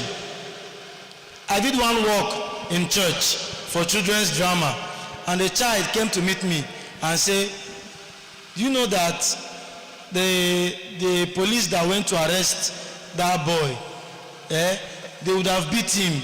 I say, why? He said, he's not even wearing police uniform. An observation from a child. He said, that boy is not wearing police uniform. They would have beat him. Oh. You know, mommy used to tell me about beating somebody black and blue. They would have beaten him black and blue because he was not wearing police uniform. They gave us feedback on costume. A child.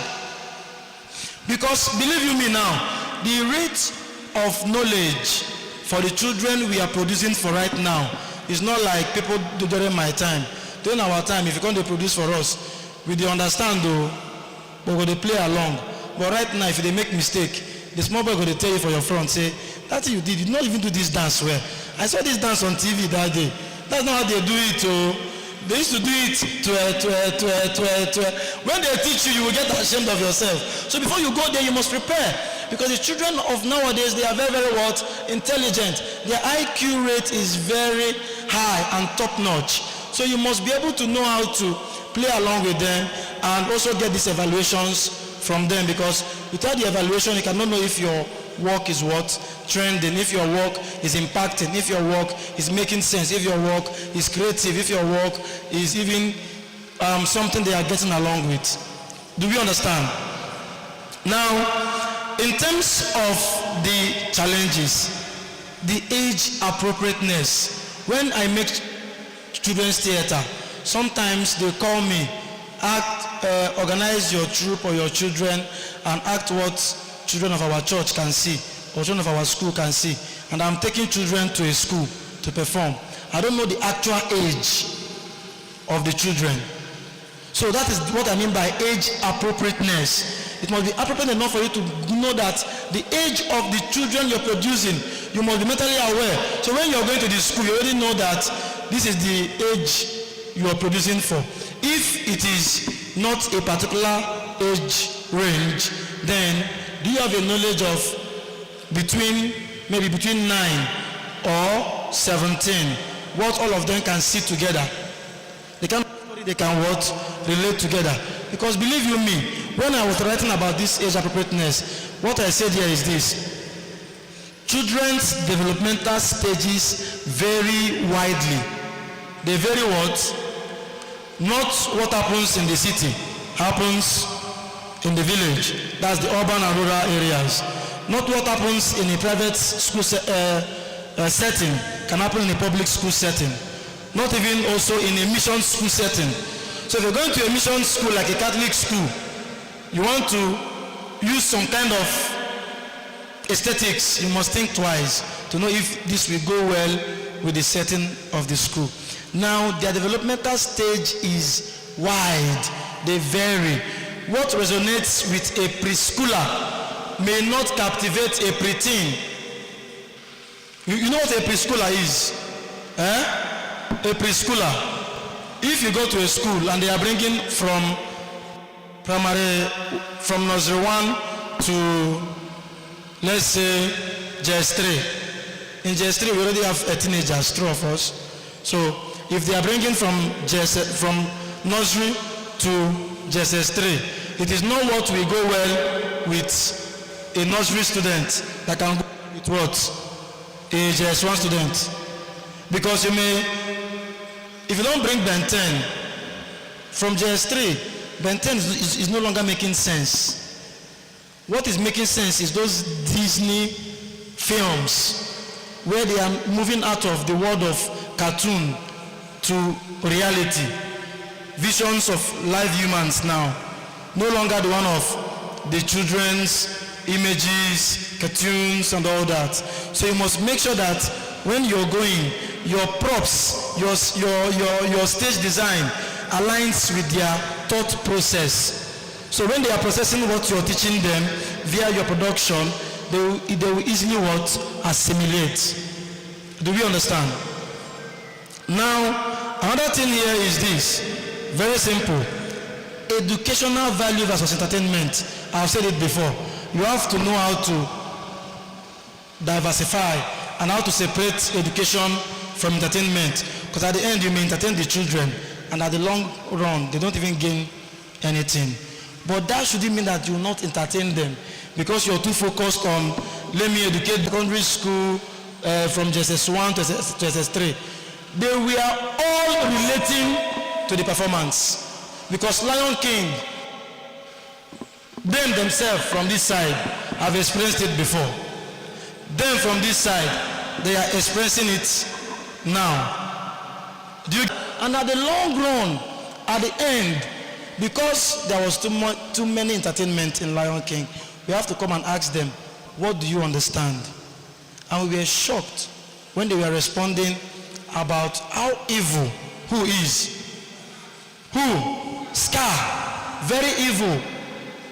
And the woman say, I pitied the man that they killed, Mufasa.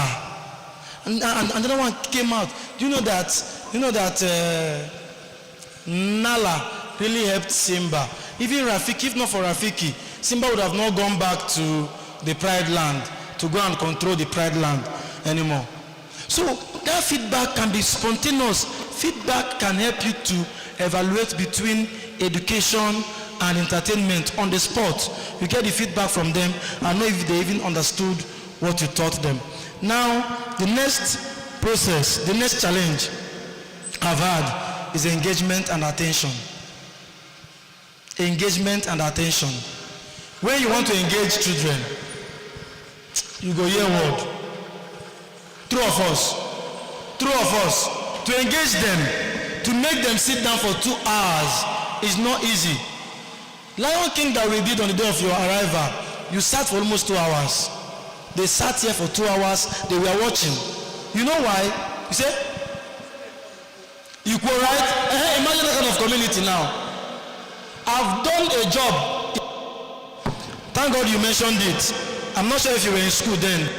But when I came to your school, I used the community, equal community.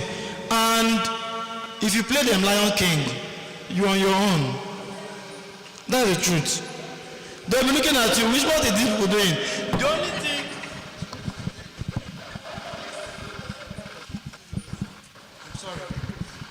The only thing that can even interest them at all in the full community is that lion dress. They'll be looking at the lions. They may be tempted to go and even do them like this. You understand? But then every other thing on stage, you must bring it to their what level. You must make sure that they are focused, their attention, their level of attention. Because if you don't engage or call for their attention, then it will be bad. And you must check the span, attention span, the time limit for the attention. Know when they are getting bored. You should be like me now. I know that by this time of this kind of master class, people are already tired. So you should know when master class is. That's why we fixed it in the morning. When you're waking up to it. In the afternoon, if an entertainment is good, if it is for drum or zombo now, everybody will be what? Focused. Even those in the hostel will want to come here and join the crowd here. Because that one is what? Entertainment. So you must check the span of your what? Engagement and attention. Then you must be culturally sensitive. I've done plays where children do not even relate at all. What applies in Enugu cannot apply in Nasarawa. What applies in Nasarawa cannot apply in Ebonyi. In fact, do you know that what applies in Kano in Enugu State cannot apply in Musoka in Enugu State? Just neighboring, they see each other. It can't even apply. Because an Nkano man can speak, you as an Igbo person may, but an Musoka person may be speaking, you will not hear. In Igbo land, every other place may be speaking, you'll be hearing. But when my brothers from Ebonyi speak, you will not hear. And you must know how to be culturally aware. When you're doing your research, the language you use, the interpretations you make must not be culturally offensive to the children. Now, the next thing here,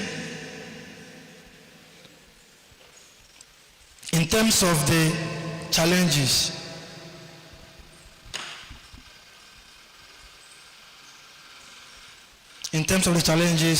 we have logistical constraints. Logistics they had too much. Then accessibility, ensuring accessibility for all children, including those with what? Disability. There are plays we have done. That day we did this play here. Do you know that a child? So let's imagine this door or that one was not available. So it means you have to carry the child down from the wheelchair, carry him up, and some of them feel embarrassed when you lift them like that in the public.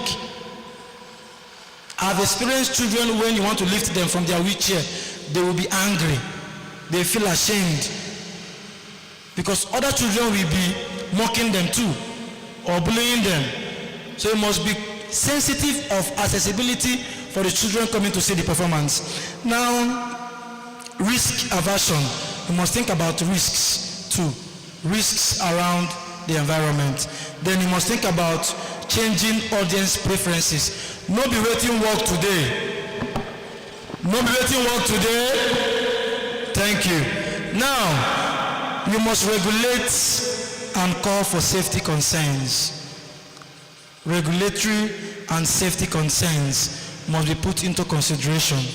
Now, let me end it by just saying that when it comes to this, we should be able to know that there are also primary challenges faced and secondary challenges faced and even university challenges faced, if there is any word like that. Challenges border from step to step, level to level, age to age, location to location, environment to environment, society to society. The location I mean is that this is an environment.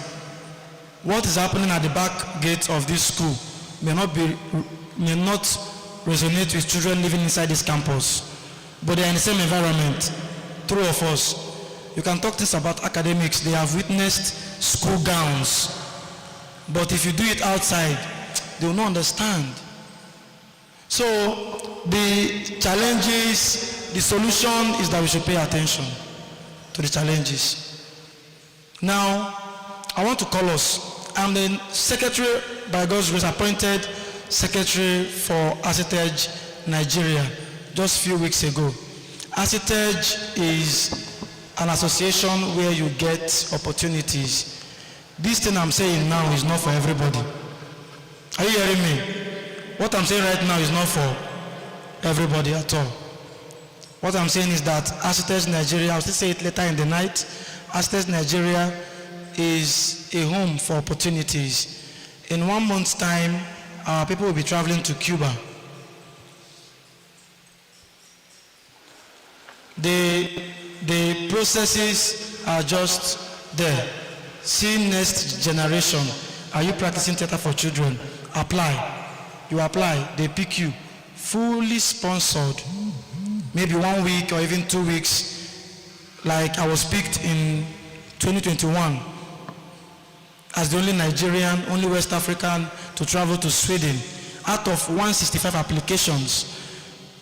Know that the people that applied from Nigeria, there were many, but they were not members of ACTEJ. So when you become a member, there are what?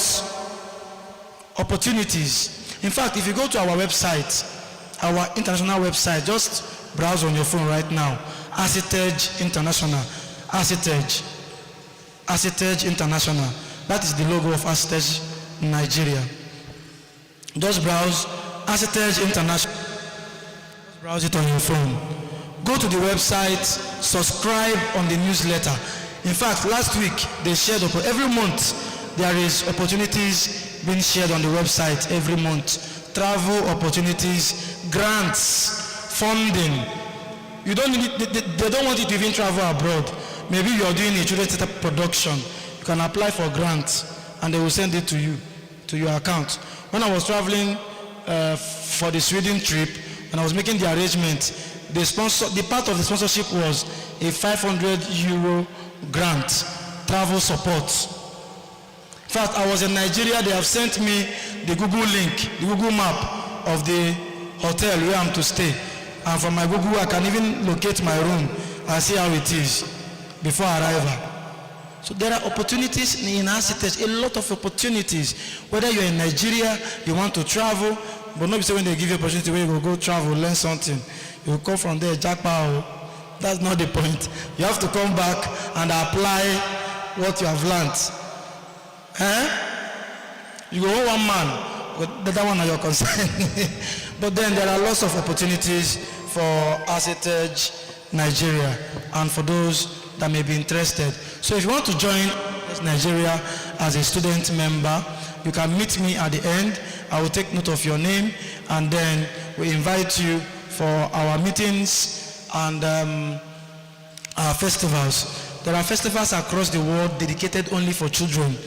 So don't say that you did not gain access to this opportunity. When we add it to the group chat, just be watching out. Every time there are opportunities. In fact, we have network. I wouldn't want to mention this because we are live streaming, but I think there is no trip you will be going for in ACTEJ that will be hard for you to secure a visa. It's a professional association recognized worldwide. Our World Congress will be happening in Cuba in a month's time, and Nigeria will be even contesting for one of the positions there. And there we have our delegates going for the World Congress in Cuba.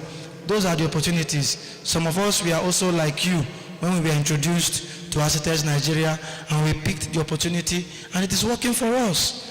So when you are looking for funding to produce your theater, you can find it in ACTEJ. When you're looking for funding to produce in your schools, you can find it in ACTEJ. Even as a professional, you can find it in ACTEJ. So this is an invitation to every student participating in this year's festival. We have a registration of over 365 active participants in this festival. So be among the least 10, at least, that will write their name. Be among the least 2 that will be active. What I'm doing now is just for 2 persons that can be active, so that by the time these opportunities are coming, you will see what we are talking about. Did you browse ACTEJ International? Did you browse it? Did you see the website? Am I talking gibberish? So you can just go there, register yourself to be receiving the newsletter, and you will see opportunities, many of them coming to your email every time. But let me tell you the problem I have amongst us as youths. When we see opportunities, we don't apply. Apply, make it be say you no can succeed in the application. That's the truth. I have applied for a particular event in Abuja, fully sponsored by Yali Network, Young African Leaders Initiative, and I was to attend the Yali Network event in Abuja.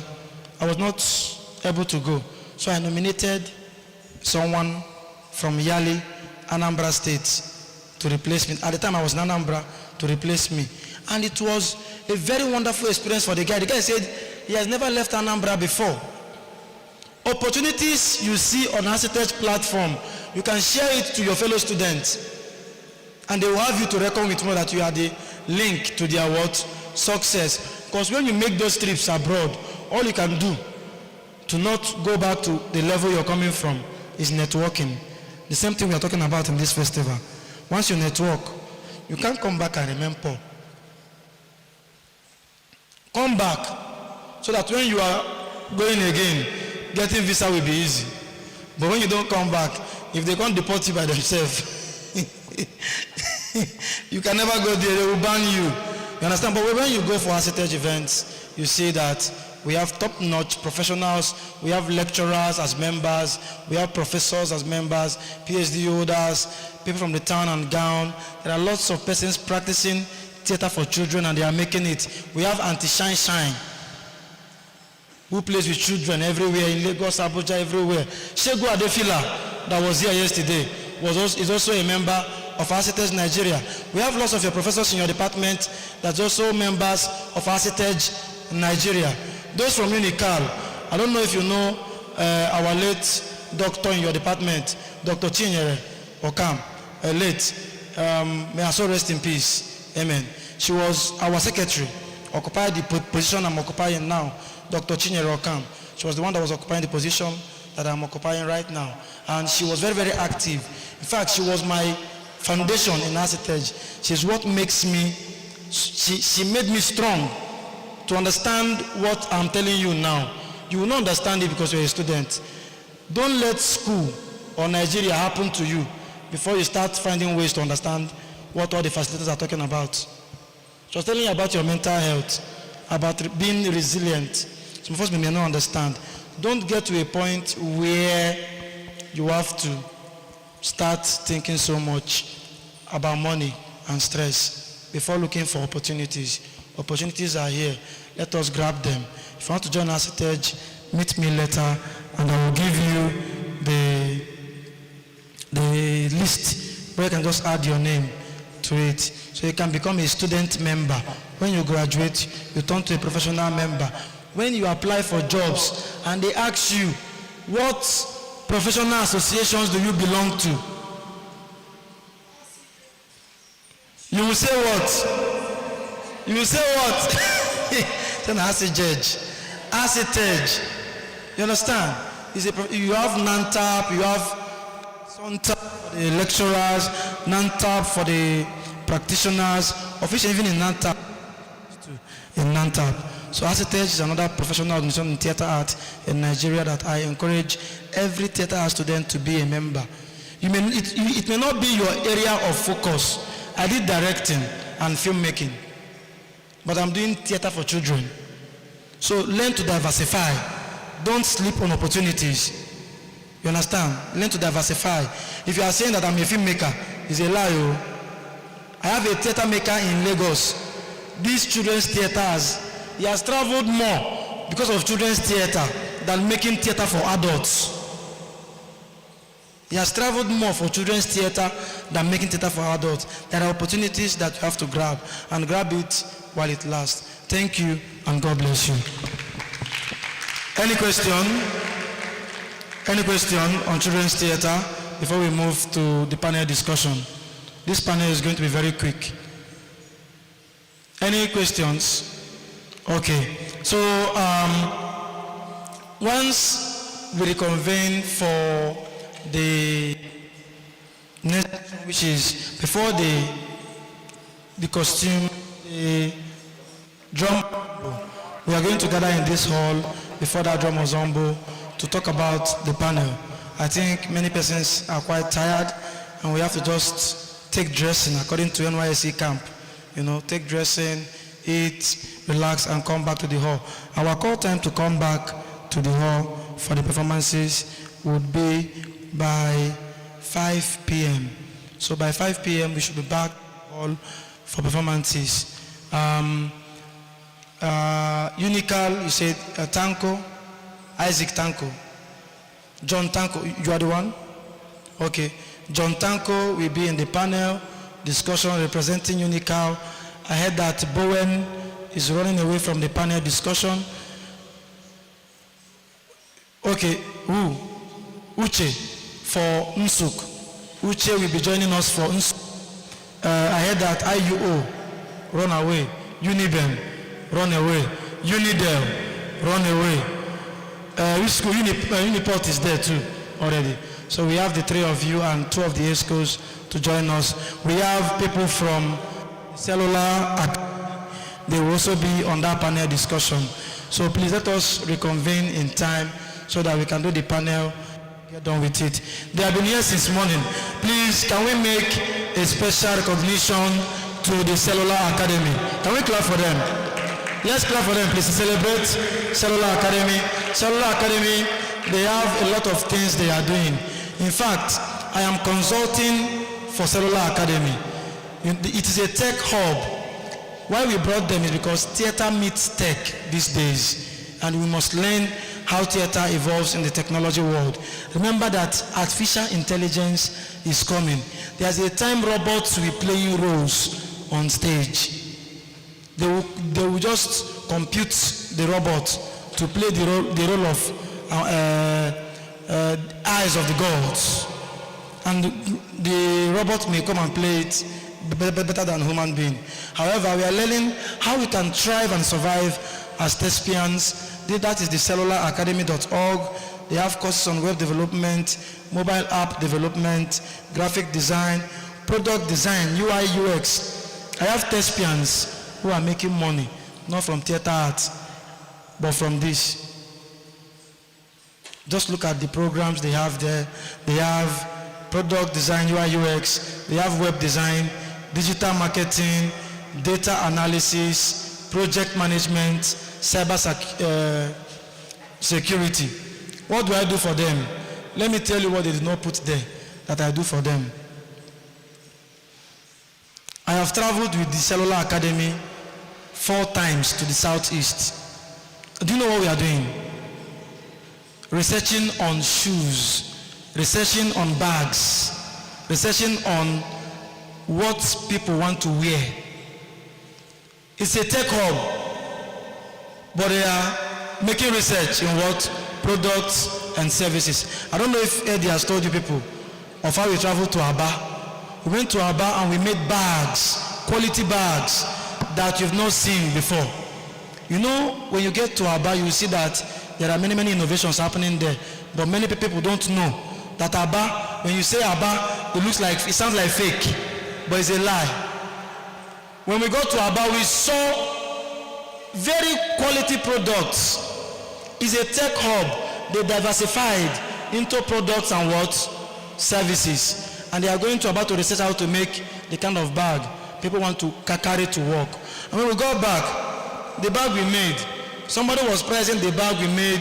Let me not tell you the amount, but okay, I think I'm at liberty to do that.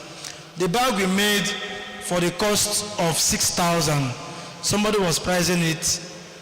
We asked the person how much you get. When the person priced, the First Bank manager, one of the branches in Benin, asked me and Eddie, the CEO.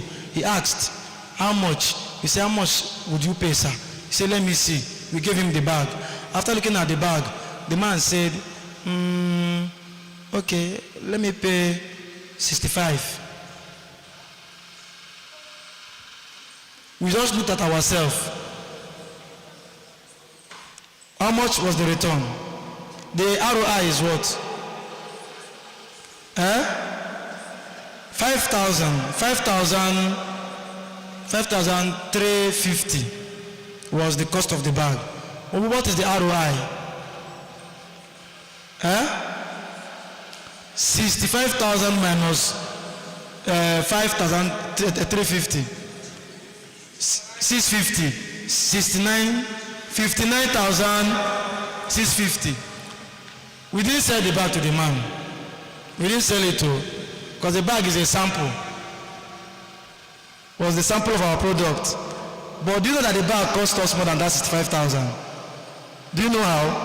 When we went to make the sample, which was what? 5,350. We spent 172,000 for the research, because we lodged in hotel. We kept looking for industries in Aba that make massive leather bags. We don't want leather bags that tomorrow, I saw one boy's bag, the thing don't they scratch, whether or not something they scratch the bag. We want leather bags that in 20 years time, if your dad give you the leather bag, you will appreciate it. You will go and meet that your leather bag is now mine, no, because it is ancient but modern. Ancient and modern. That's the tag we gave to what we are researching for. A bag that in the next 30, 50 years, it can stand the test of time. And we achieved it.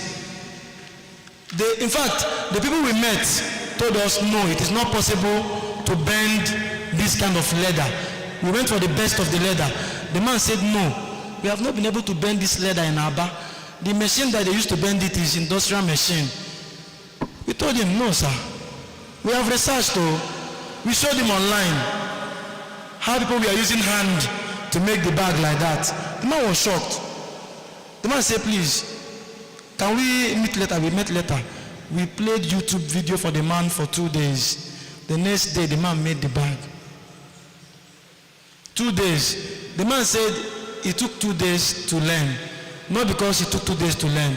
It took him 2 days to learn that YouTube session, so that when he's bringing it, he will not go back to make another sample.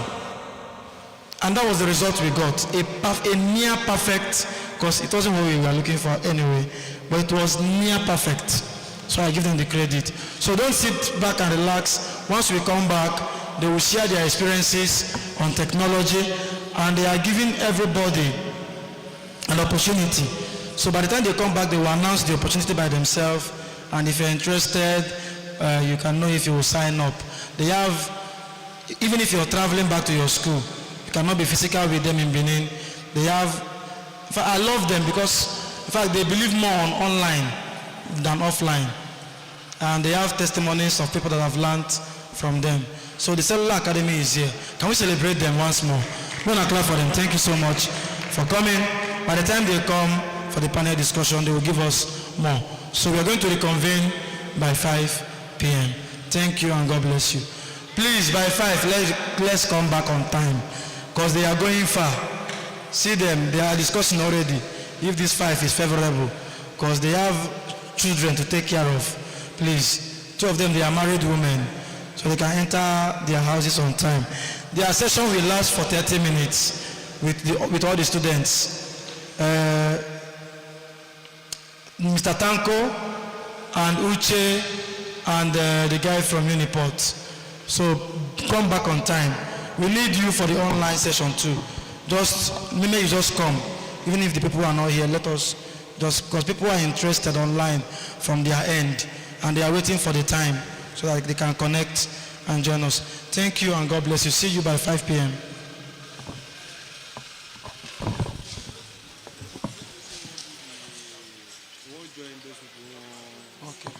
Okay, please. We are still looking for phone. We are looking for a machete. Machete kwa.